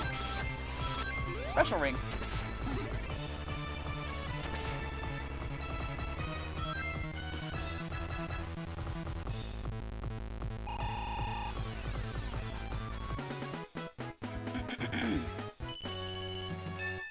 how far we'll get. Deleted my Rush save data because I didn't care about ranks and wanted to play the game proper one more time. 3, 2, 1, go! Okay, I was wondering if the background is supposed to be completely white. It is. It just looks a little strange at the start of the level. Now, that's actually an enemy from the 3D games. That's an enemy in Adventure. Oh my god, that grinding sprite's really awkward looking. Now, one thing that I believe Advanced did that this game does not have, Rush. Rush did it. In Rush, the tricks actually kill enemies, I'm pretty sure. Oh yeah, Rush is great. We'll talk more about Rush when we get there in 2 more games. 3 more? This game, Battle, and Advance 3. Now, I am curious, because, Robert, you have played Sonic Battle, so I need to know, do you think we should do Battle or Advance 3 first? Should we keep the train of Advanced games going, or should we let the plot of Battle happen before we play Advance 3?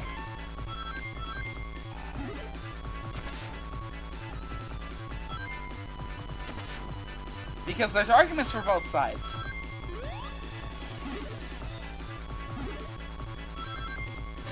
And I don't want to, like, spoil anything by saying it out loud for those who have not played it.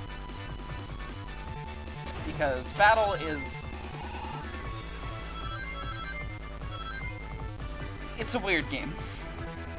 Down plus trick lets you bounce a Sonic, Amy, and Knuckles, which can break some floors. Holy shit, that's really cool. I'll have to try that. Yeah, oh my god. That's fucking awesome.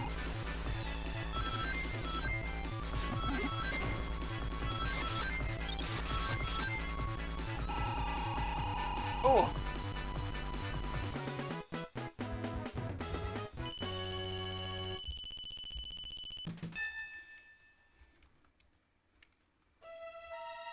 All right. Boss fight. Oh, this is a hard one. Okay.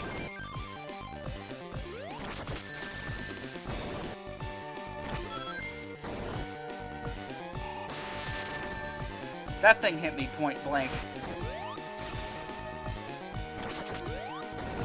Rings?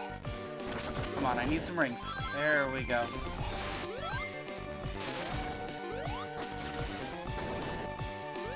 I think Order Mattermars plot-wise Advance 3 is after Battle. Okay, I'll look into getting a ROM for Battle then. I do intend on buying the game someday. Just, no time soon.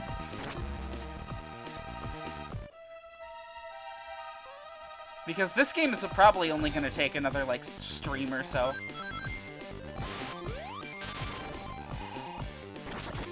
But...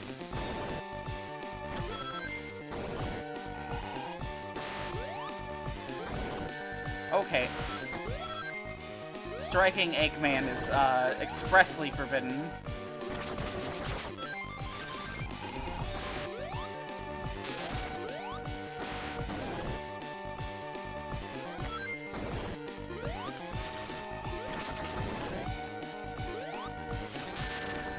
Knew that was coming, but it was worth it to get the hit in.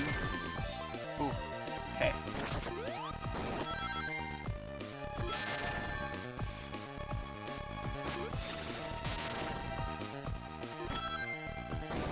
Now, I believe there is a limited number of rings on these levels.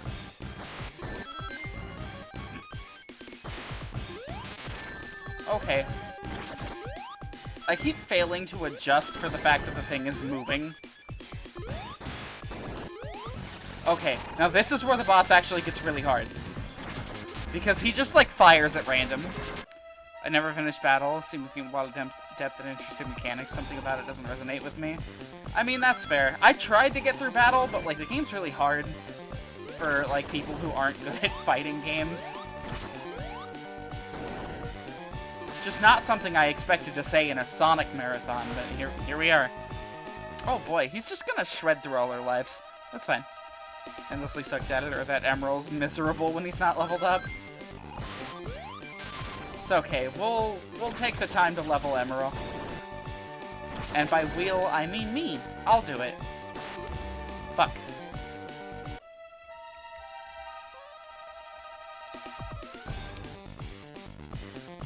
I do not like this boss fight. I'm too impatient for it.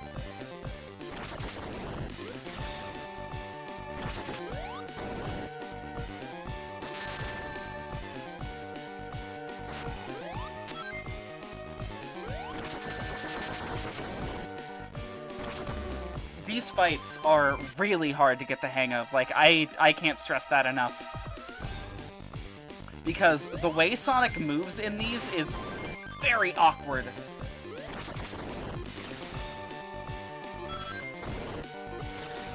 Ooh. Fuck. One part where Rouge makes Emerald do some tests. These tests are really hard and stressful. I remember those. I think that's where I stopped playing the game as a kid. Alright, we're making a save state here, because fuck this boss.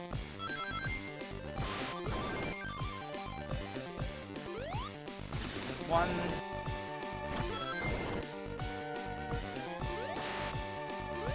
Two. Three. Four. Five. Oh. 6, 7, I think that was 8 total? Fuck, why is he still hitting me? Okay, now I can go in for the hit. 1,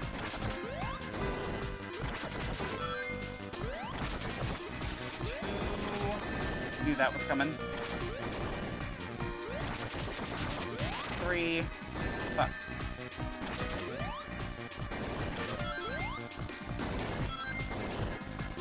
4, there he goes. Oh.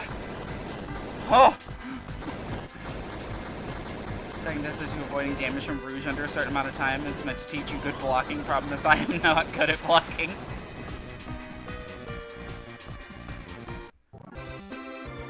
Alright, Sonic boss destroyed.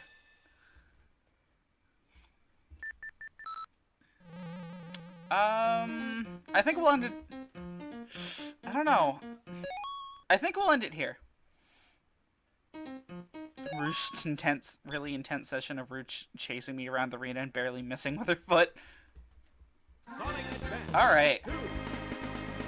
Well, that is 2 zones out of Sonic Advance 2. And now that we go to the single-player menu, we have Cream. Oddly enough, before Knuckles and Tails. Don't really get that.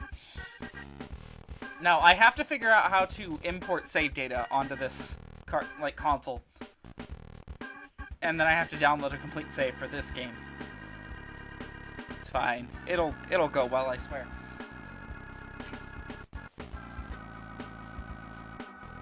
So yeah, that was Advanced 1 and 2. But those are over now, so let me change it to the post stream.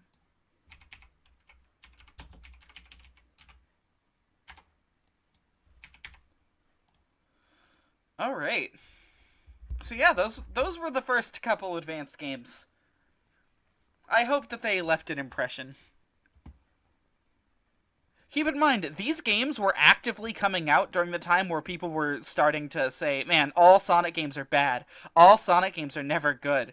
Like, literally pointing at these games, or at games in this time period, you know, Sonic Adventure, Sonic Adventure 2, Shadow, Heroes, being like, no, all the games are bad.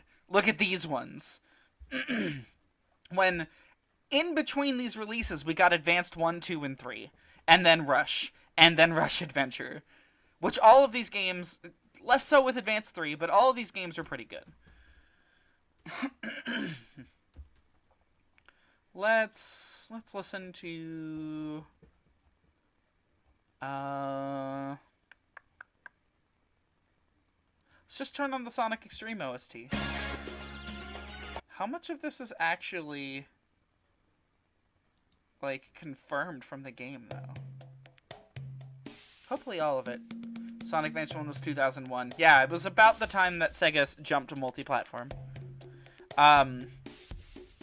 Oh, so I made some tier lists, if you guys would like to see them. I was proving a point to a friend, and I decided to make them. So I made 2 tier lists, one for 3D Sonic and one for 2D Sonic. And because I am clearly the master of all things Sonic, clearly, don't point out how bad I am, just accept it. This is clearly 100% accurate. 100%. This is unquestionable.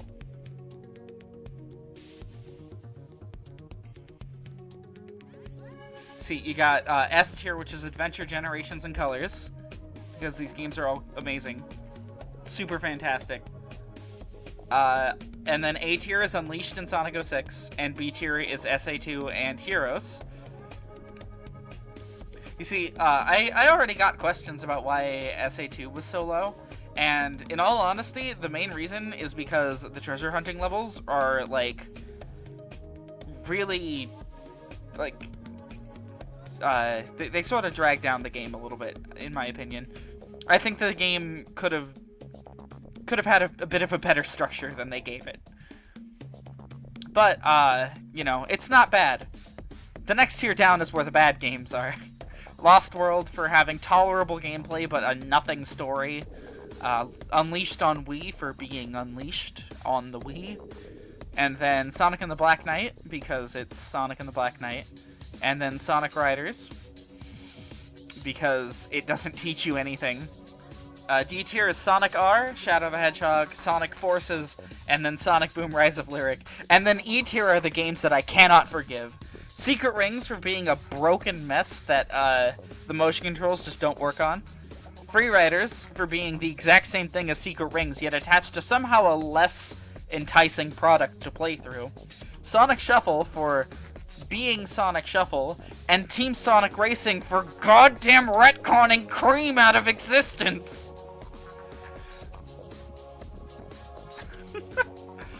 I specifically excluded the Olympic Games. Advance 3 is 2004, the last time the Adventure voice cast was used minus Tails actor. The Heroes actor was on board already. Sonic Shuffle for making my emulator tap into Satan's power. Sonic Shuffle is very clearly down there because of the stream. If I put that thing any higher, people would have looked at me strange, considering what it put me through. And then, let me find the 2D one. Yeah, there it is. There it is. This is the 2D one. S tier with Mania Plus and Rush, because Mania is, like, so unbelievably good, and Rush is the best official Sonic product, in my opinion. Like, personally, I don't know if I prefer it or Adventure, because it's kind of like comparing apples to oranges, but Jesus Christ, is Rush good. A tier is Rush Adventure. It would have been S tier if it weren't for the fact that they got rid of Hideki Naganuma, and they didn't use the best music the series has to offer.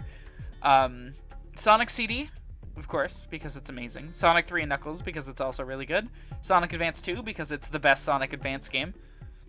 Sonic 1, because I really like Sonic 1. And then B tier is Sonic 2, the original Sonic Advanced. Really, the only thing Sonic 2 has over Sonic Advanced 1 for me is its length.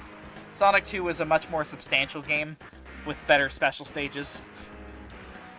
And then Sonic Boom Fire and Ice, which is surprisingly pretty good. It's not necessarily a great, like, Sonic game, but it's still pretty alright. And then Sonic 4 Episode 2. And then after that, we've got Sonic Advance 3, which suffers from so many issues. We'll get into it. It's got a really solid base, but its level design just is not up to par.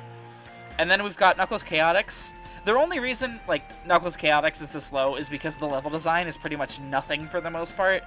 It's not a very interesting game to play through in, like, 2 sittings. And then Sonic 1 of the Master System. Sonic Boom Shattered Crystal, because it's fire and ice with less features. And Sonic 3D Blast, which is, I don't know, it's not my favorite. And then Sonic Rivals and Rivals 2, because they're the same game. Triple Trouble and Chaos are right next to each other, because Triple Trouble isn't as fun to play, but it has good level design. While Sonic Chaos feels pretty good to play, but it has no level design. None of it? You really just hold right? And then D tier. Sonic Blast, Tails Sky Patrol for being not super fun to play. Sonic Drift 2, which it's only in D tier because they made a lot of slight improvements to it, and they included knack, so that saved it from E tier. E tier, Sonic Adventure, or no, not Sonic Adventure, Sonic 4 Episode 1 is abysmal. Sonic Labyrinth is not good at all. Sonic Spinball for making me sit there for like 40 minutes on stream trying to kill the final boss. The original Sonic Drift for being a train wreck. Sonic 2 on the Master System for also being a train wreck, but for different reasons. And then the worst game to end all, Sonic N. The worst video game. I really don't know how else to describe it. I should bring up footage of Sonic N. Oh, hello, Brian2524. I do like Sonic 1. No, you see, Team Sonic Racing knows who Team Rose is. It just thinks it's Amy, Big, and Amachow for some reason. Like, I have no fucking clue why it's like that. Sonic 2-8-Bit is one of those games I can't believe I have the patience for. I don't have the patience for it, and thus it's an E tier. Now, one thing I do have to bring up is, like, honestly, it's not the worst Sonic game ever. No, that distinction goes to Sonic and the Secret Rings, in my opinion. But it's important to bring up why Sonic N is so bad. Here. This is Sonic, or this is the N-Gage. This kind of screen.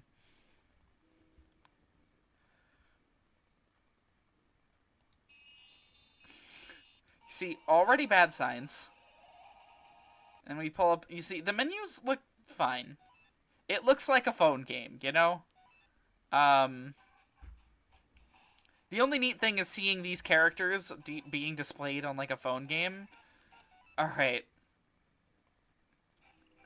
So, this is one screen option you can do. You can shrink everything down so that you can't fucking see any of the sprite details, but you get the 16:9 resolution. Or, and I'm pretty sure he shows it, right? Yeah. You can do this! Look at how little screen room you get! Like, this is so bad. It's, like, actually unplayable. Sonic and the Secret Rings in terms of gameplay, maybe. Probably said this before, but it would make a really good movie. Yeah, it does make a great movie, for the most part, but Sonic fucks up the ending of that game. I'm not gonna say how. I'm just gonna say that he does. Okay, no, here's the thing. It's not actually very impressive for an old phone game, because the N-Gage is not a phone, per se. It's a phone with a Game Boy Advance built into it, but it's technically a little bit more powerful than a Game Boy Advanced.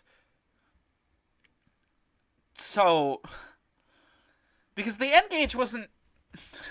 God, the N-Gage is a fucking mess. It was marketed as a cell phone video game console, so that you can have your phone and you have your video game at the same time. The problem is, the screen was portrait-oriented, not landscape, so it's terrible for playing games on it. No, it's a Nokia, technically. Nokia did produce it. But my God, it's the worst device. And I don't only own one, I own a prototype of this fucking thing. Do not ask me where I got it, because I cannot tell you what sequence of cosmic accidents led me to get an interior testing unit of this fucking console. But I can tell you that I do own, let's see, N-Gage QD. I own a prototype of... yeah, it's pretty much this model. Of one of these. This screen is the worst thing. And if you think that this is bad, holy shit.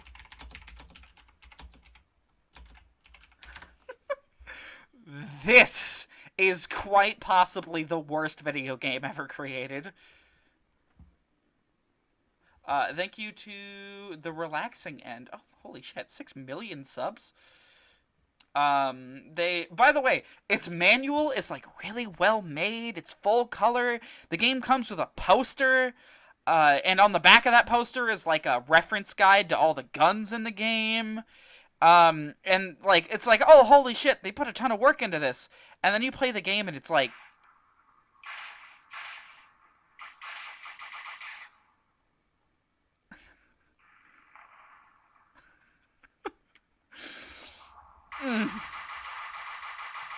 isn't it just lovely?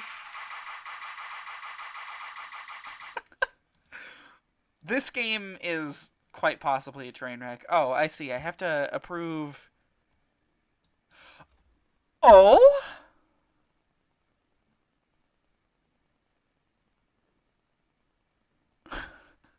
It tried to block N-GA. Now, I'm not going to say that phonetically because I don't need that sound clip out there to cancel me 10 years from now. But oh my god! Thank you, Twitch. Thank you for enlightening me on how people are trying to get slurs through your service. But yeah, no, that is terrible. Lord, please send this man an N-Gage prototype, or his confusion will be endless and highly entertaining. Yeah, so the story with how I got mine is that, as a kid, I wanted to play every Sonic game. I wanted to be able to play all of them. Of course, that didn't necessarily pan out that way, because, you know, I'm still missing a few here or there. Missing Sonic Battle. I don't have Pinball Party. I don't own a copy of Sonic Shuffle. And, notably, I'm missing Pocket Adventure. Yeah, I was the super fan. And I noticed that N-Gage games and the console was really cheap. So I was like, fuck it. I want an N-Gage. I'm going to order an N-Gage. And I bought one. And it shipped to my house along with a brand new sealed copy of Sonic N that was being sold for $5. And I also got Call of Duty because I was fascinated with what could be in there. And I got Rayman. And Rayman is terrible.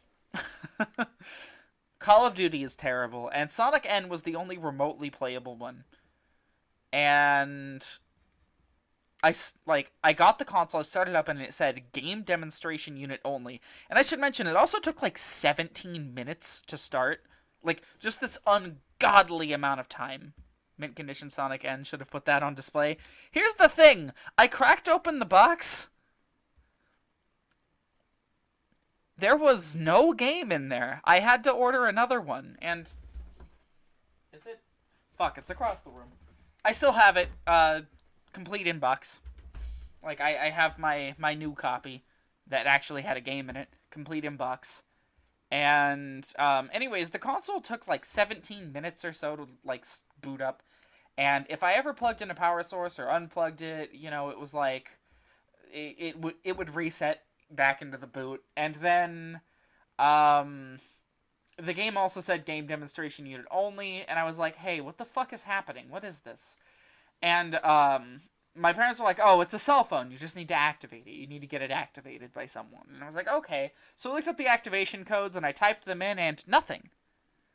They didn't do anything. It just told me some features are limited and or restricted. And I was like, okay. I can't put the thing in sleep mode. I have to hard boot it every time, and it takes forever. There's something fishy about this unit. And I couldn't find anything online about it. I took off the back, I took off the battery, and the unit information said N-Gage QD Proto-00. And I was like, oh no. And so I looked into it online, and not many people were talking about this. Some people mentioned that some proto units come out of store displays. However, they normally have a higher number. I don't necessarily know which number that is, but that did fit with the whole game demonstration unit only. So I was like, okay, so maybe that's it. And I don't know. I was still guessing, and it still didn't seem right. And I looked up a video of it was on Metal Jesus Rock's channel, and this is actually how I found his channel. I looked at the video on it, and he was talking about the N gauge and collecting for it and stuff. And he was like, he brought on this guy named John Hancock, who has a complete N gauge collection. He has the console, he has both versions, he has all the games, he has even a store kiosk for it. And he showed off the store kiosk models, and they didn't have those feature locks that mine did.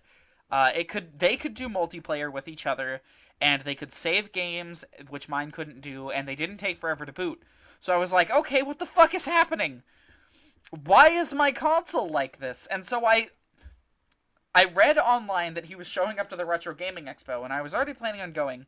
So I decided to bring my console with me, and I met him in person, and I handed him the console, and I was like, please fucking explain to me what's happening here. And he looked over the unit, and he's like, yeah, I don't see anything. Like, I don't know what's up with this. Your best bet is to, like, get into contact with someone who worked for Nokia, or, you know, post online about it or something like that. And so I fully intended on doing that, but I never did. And eventually this thread went up online when I was curious about it again. And I searched up N-Gage Proto-00 or whatever. And I even typed in my console serial number. And as it turns out, there is a thread of someone talking about an exact replica console of mine, even with down to the same serial number. And they were asking, what the fuck's up with this? And someone, I don't remember whether or not they were, like, working for Nokia at the time, but someone was able to confirm in the thread that that unit was an interior game testing unit for Nokia, either to be used in shareholder meetings to show the console off, or to be used in, like, game development testing, or to be used in whatever. So, I just fucking have this, like, really rare... I mean, I don't necessarily know how rare they are, considering it was being sold on Amazon as a regular unit. But I just had this, like, pretty rare, like, fucking console prototype shipped to me for $50. Yeah, it's a forbidden unit. I, to this day, do not know what weird butterfly effect led to that thing landing in my lap, but I still have it. It's still back on my portable game shelf, and it's staying with me forever. You know, I should probably, like, first off, I need to buy a tripod for my phone so I can actually, if I ever want to record, like, a live action thing for the channel, I can do it. But I should record a video of me, like, starting it up and showing it off, because it's a really cool unit. As far as I can tell, like, no one's really talked about them. Only concern is that the screen might be a little hard to record, but, like, whatever, you know, who cares?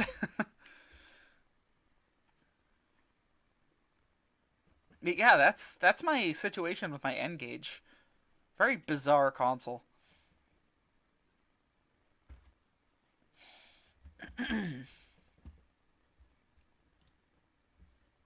Oh yeah, we can probably resume the music now. If you're curious, this is the Sonic Extreme soundtrack.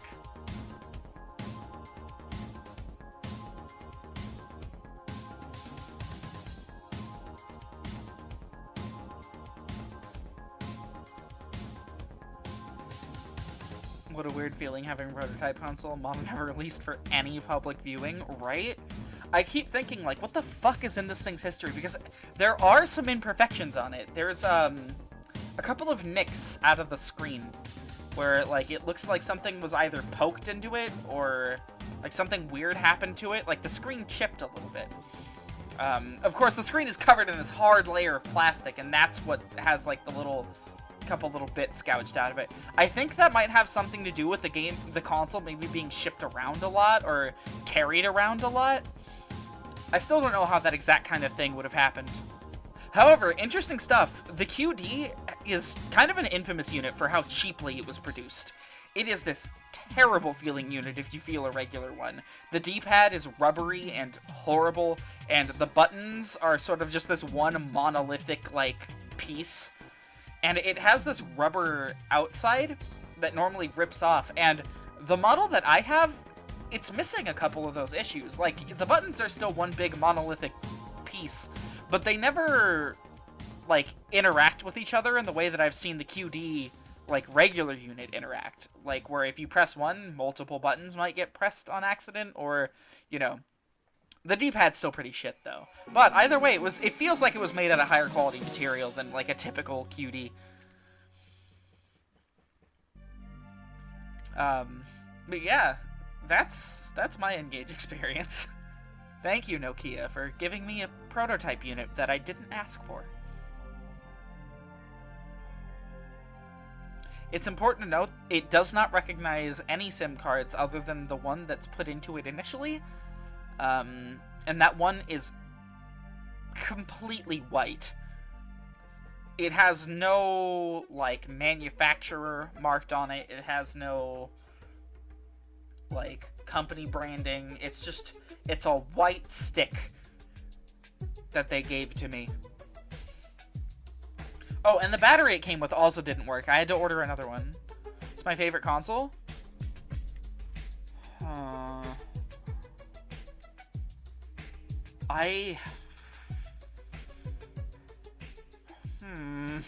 That's a hard one. I have a lot of favorites. I think... Well, the 3DS is definitely up there, like, way up there. It's probably my single favorite handheld. My favorite console, period. God, that's a hard one.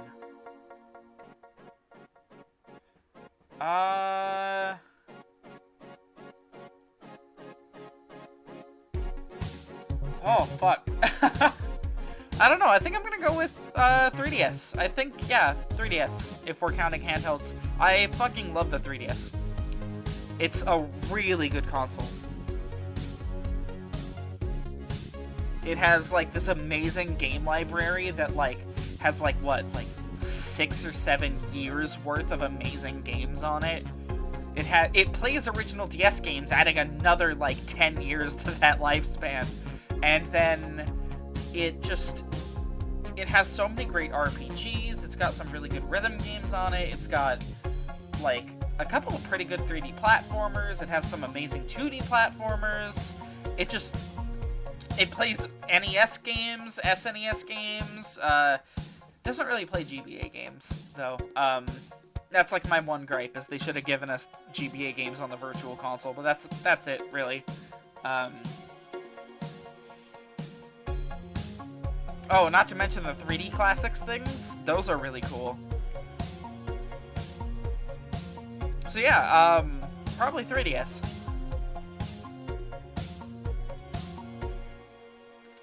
If I had to pick a runner-up, though, and I had to pick, like, a home console, I would pick either...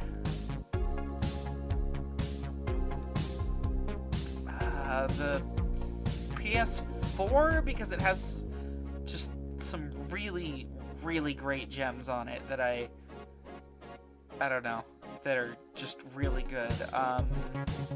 Or maybe the Saturn, because I love its aesthetic. I love Saturn 3D for some reason. I don't know, just something about 3D games being attempted on the Saturn looks really cool to me. It doesn't really have a Sonic game that it can call its own, which is kind of a minus to me.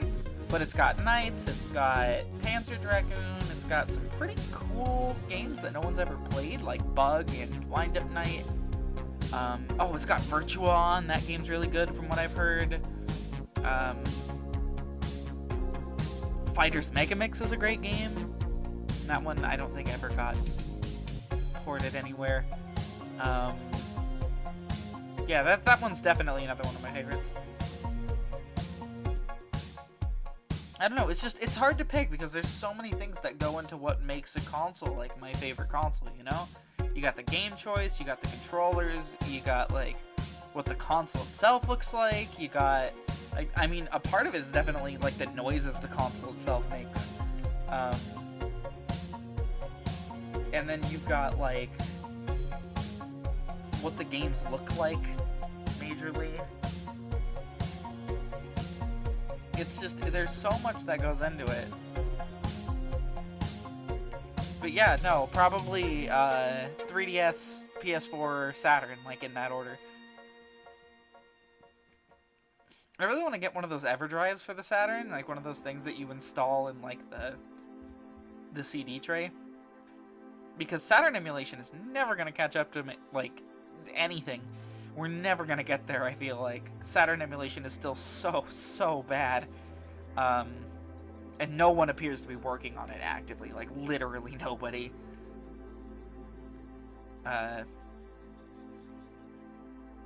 But it has so many, like, interesting games on it that I'd love to play someday. But, like, have you ever looked into buying Saturn games? You really, like, can't. They're so freakishly expensive. Like, even just getting Bug nowadays is, like, $30.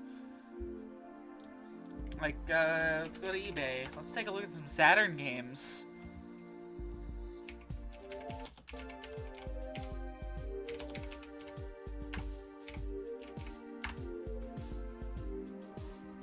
Let's see. I mean, you can get some of these for pretty cheap. You can get Knights for like $10. That's a really good one. Daytona USA is like 15, but I own both of these. Gex, Sega Saturn, $40. Clockwork Knight, not even that great of a game from what I've heard. $50. There's a game called Astral for pretty cheap, but it's disc only. 6 Sega Saturn video games.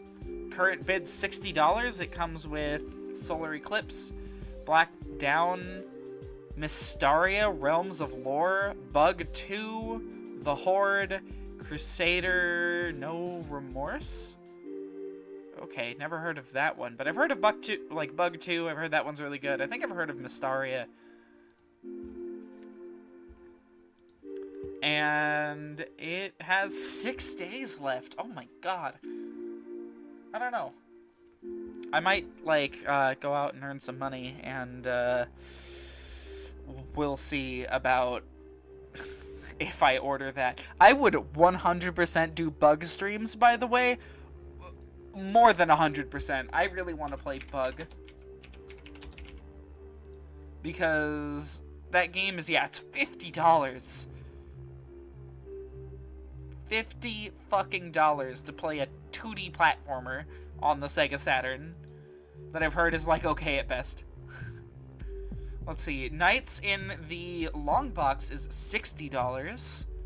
Which, by the way, can I just say, Saturn long boxes, hell.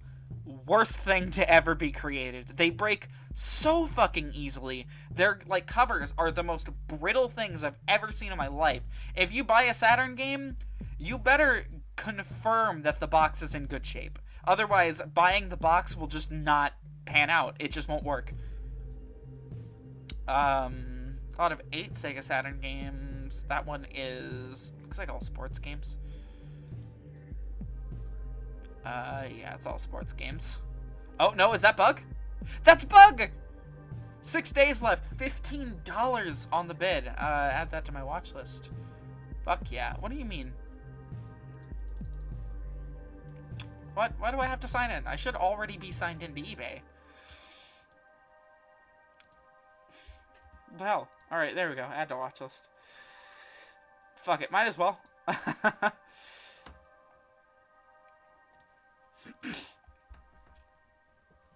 Because if that one never goes up, like, man, I've just scored Bug for, like, $20.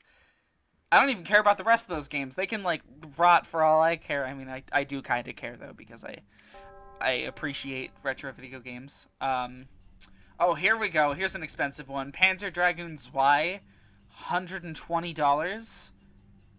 And the Panzer Dragoon games are, like, great, from what I've heard.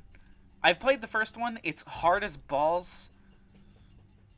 Robert, you might actually like it. It's very Star Fox-like. Bug Sega Saturn, disc only, $23. Clockwork Knight, Another 55. Shockwave Assault, 40. Oh shit! You can get Tomb Raider for really cheap. It's like 13 bucks. Too bad it's Tomb Raider. 41 Sega Saturn game lot, $362 current bid. What the fuck? What is on this? Street Fighter Alpha, Pandemonium, Primal Rage, Panzer Dragoon, Bug, Gex, Croc, Need for Speed, Road Rash, Mansion of Hidden Souls, Virtual Cop, Sonic 3D Blast, Double Switch, Soviet Strike, Daytona USA, Knights, Virtua Fighter 2, Fighting Vipers, D, I don't know what that is. Makes me wish I had $300 because I could just get this and be like, bam, Sega Saturn collection, done. Never have to buy one of these again. Resident Evil's on here. Clockwork Knight's in here too. That's like, it's like all the games I wanted to play on Sega Saturn minus one. College classes start tomorrow? Oh, well, good luck with those. Have a great night. Let's see, what else we got here listed on eBay? I shouldn't browse eBay because it makes me want to buy things. Golden Axe.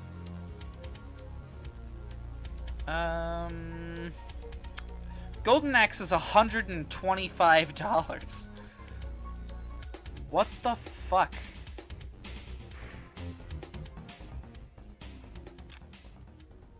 Wait a minute, are you fucking kidding me? Revolution X is like $30? I sold it for 10 back in the day. God damn it.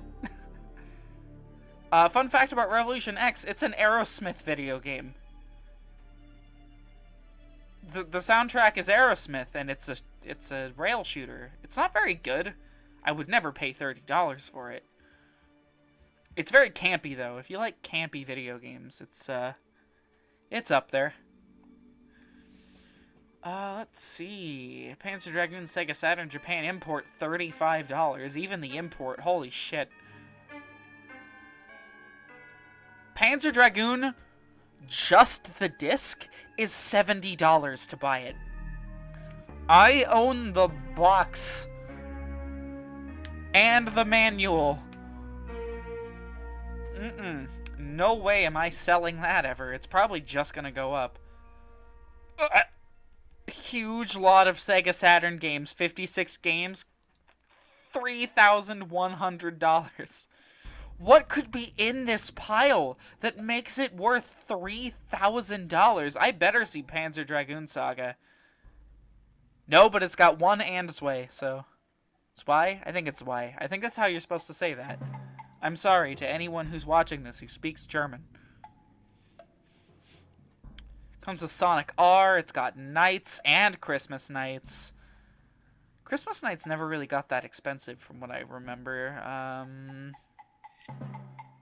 It's got 3D Blast. That's not super expensive. I don't know why anyone would pay $3,000 for this. It's got the original Hexen. Is that expensive? Let's see. Hexen. Sega Saturn. 40. Not too bad.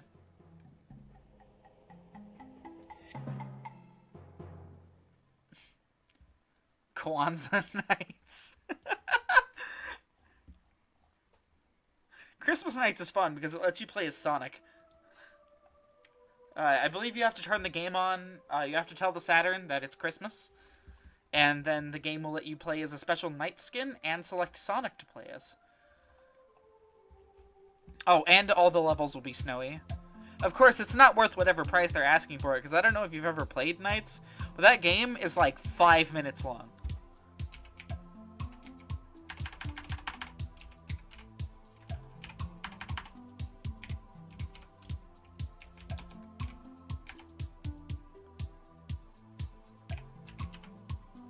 Christmas Nights, how much is it? Holy shit, this is like $75.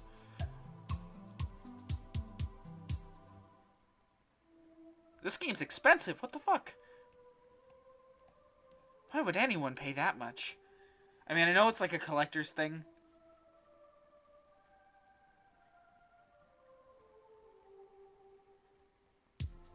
Oh, apparently it's also not even the full game. It's just a sampler. Gives you a few levels to play, and one of them, like, or no, it gives you like 2 levels to play, actually, I think. I think it's only the first 2 from each character.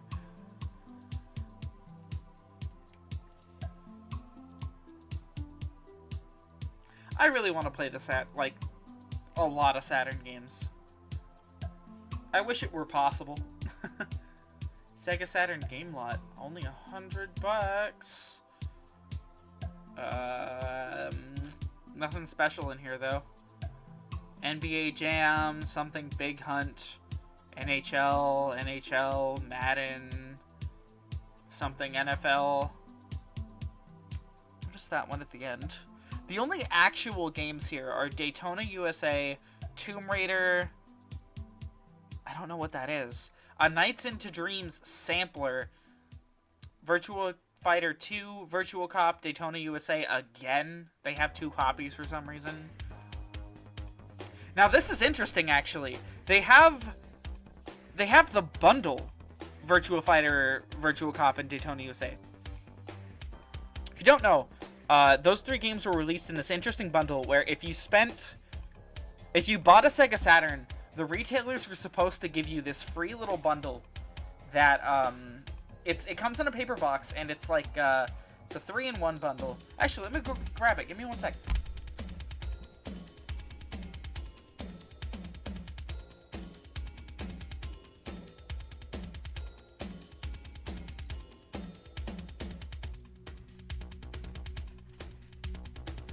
I'm back. Can you imagine if you looked behind your house and saw Saturn games hidden in the bushes? Someday, if I ever make it big, that's my goal, is to just set up a P.O. box for people to send me fucking video games. And then I'd be drowning in them, like the Game Grumps are, 24/7. Let's see. Oh, there's still a disc in here. I think it's because I own one of these, like, separate from this collection. Yeah, this is the same thing that he has here. So, it comes in this box, which he isn't selling it with. It's Sega Saturn, 3 free games with a purchase of a Sega Saturn.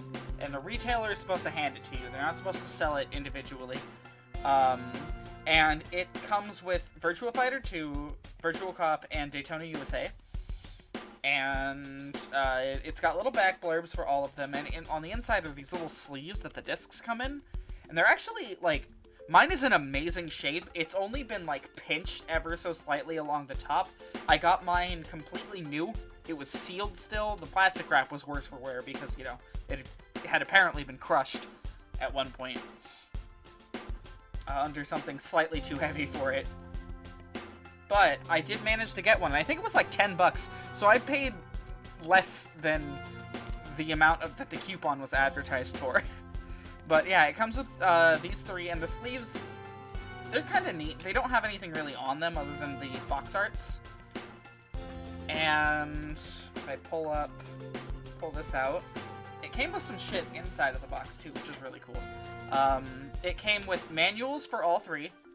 Daytona USA, Virtua Fighter, Virtual Cop manuals. They are black and white though. They are not full color manuals like they normally get, you know, just to be cheap. And there's a sweepstakes card in here to win a Virtua Fighter 3 arcade machine, oddly enough. I don't know why they do this. But yeah, that's still completely intact, of course. I would never fill that out. And then there's this poster. And this poster is fucking awesome. Because on one side, it's a big advertisement for Sega Saturn. And it's got the Virtua On Virtua Trooper guy. It's got the Virtua Fighter characters. It's got the Virtual Cop characters. It has Knights on it. And it's got the Daytona cars. And it's got a little tagline, Sega Saturn, there are no limits. Except the limit of a person's wallet, apparently.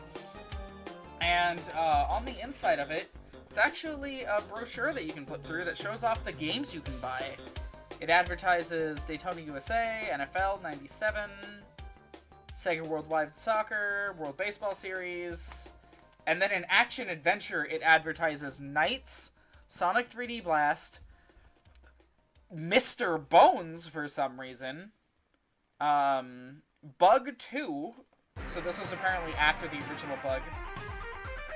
Tomb Raider, Mech Warrior, and Soviet Strike.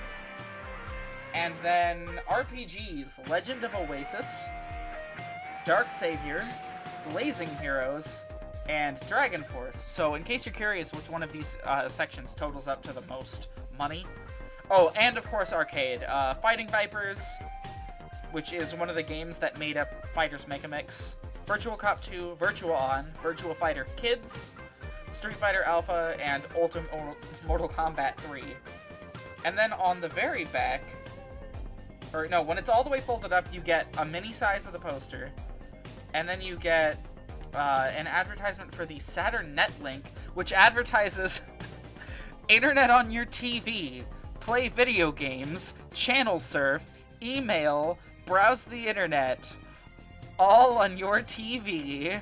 Netlink adds 28.8 kilobytes per second modem to the Sega Saturn game system and connects you to the world of the internet. It's fast, fun, and easy.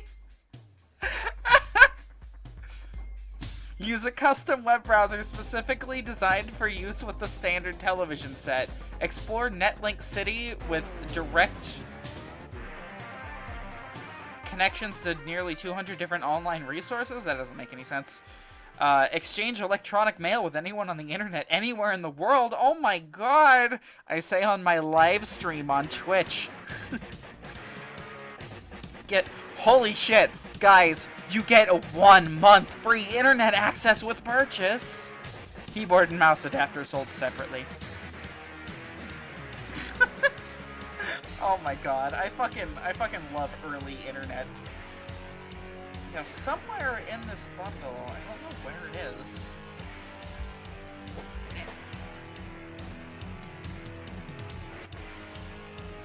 Yeah, it's still in there. I have here mail-in rebate. Get up to $15 back when you buy Sega Saturn software. Buy one Sega Saturn software and receive a $5 rebate, or buy two Sega Saturn software and receive a $15 rebate. Purchase any software of the Sega Saturn between 11/27/1996 to 11/28/1997. No substitutions permitted. Submit the original dated cash register store receipt with your Sega Saturn software purchase clearly indicated. No photocopies or substitutions will be accepted. Cut out and submit the original UPC code from your Sega Saturn software package. No photocopies or substitutions will be accepted. Complete the information requested on the coupon and mail in with all the items listed above by March 31st, 1997 to complete Sega Saturn software rebate offer. P.O. Box 5156, Young America, Minnesota 55585156.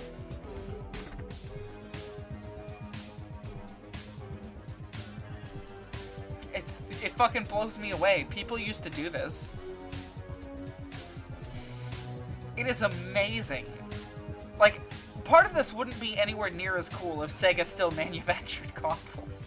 But the fact that not only is this coupon from 1996, it is for a company that no longer produces video game consoles.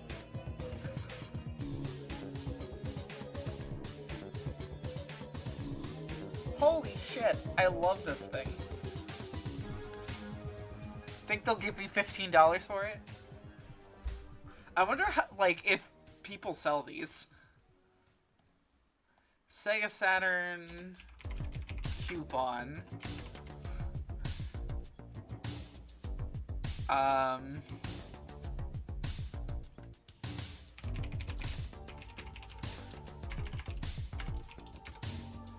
Is there one of these with, like, the mail-in rebate? No. Okay, I'm not finding any listings for anything specific with this. Let's try out, Sega Saturn... the 3 free games bundle. Can I find it?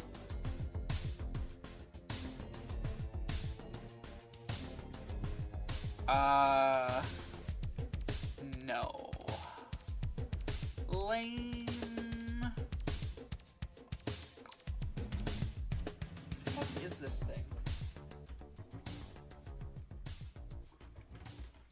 How do I find this? Sega Saturn not for resale bundle, I guess?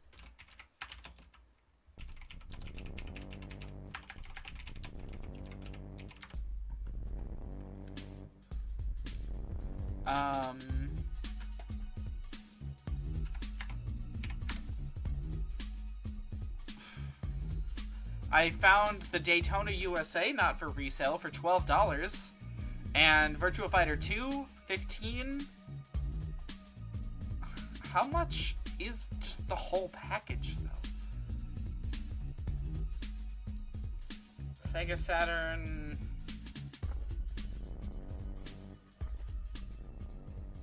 How do I find this?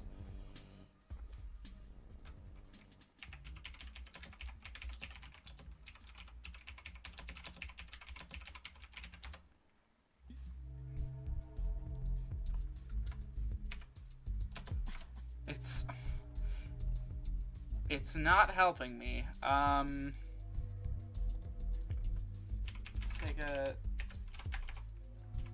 Saturn.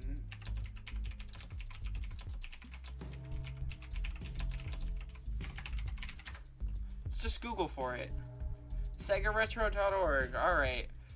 The title of the bundle is 3 free games with purchase of Sega Saturn. And I am not finding anybody selling this thing online.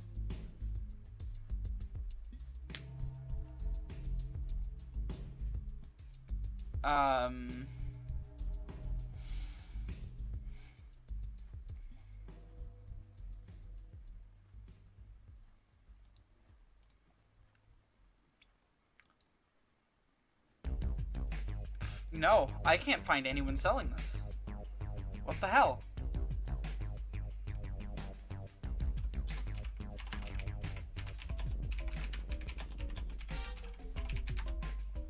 Virtua Fighter 2 bundle, maybe?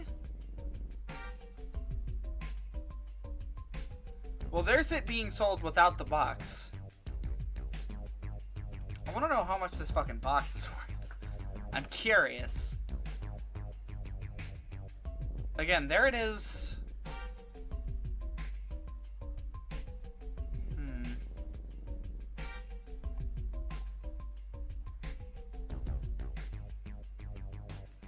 Yeah, oh my god, I can't find it. No one is selling this. Nobody. This thing's price is completely up in the air.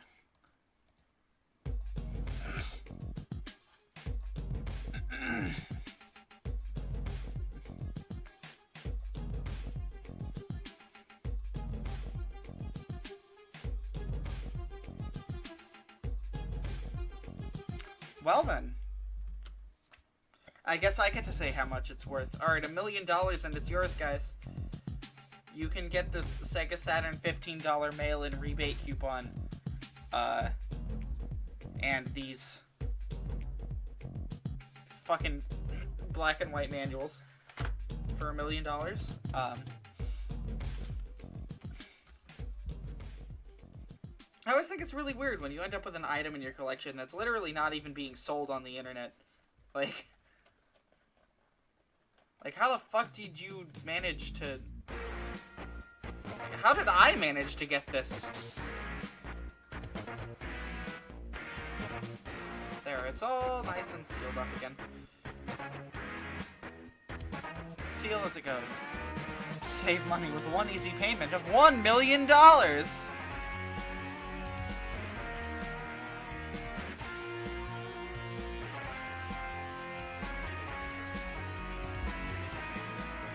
Well then, it is currently almost 1 a.m. So, I would say it's about time to end it off. So, Sonic Extreme, thank you very much. You know what? Here. Space Queens.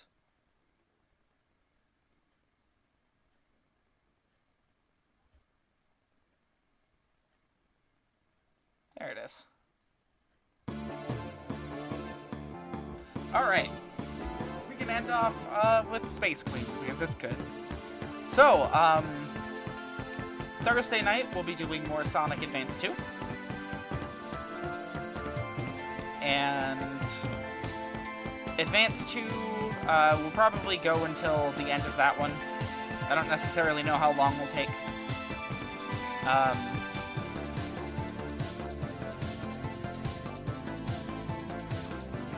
Other than that, that's going to be it for now. Yeah, Discord link down below, and YouTube link down below as well. Yeah, thank you for watching tonight. And I guess I'll see you guys on Thursday. Have a great night.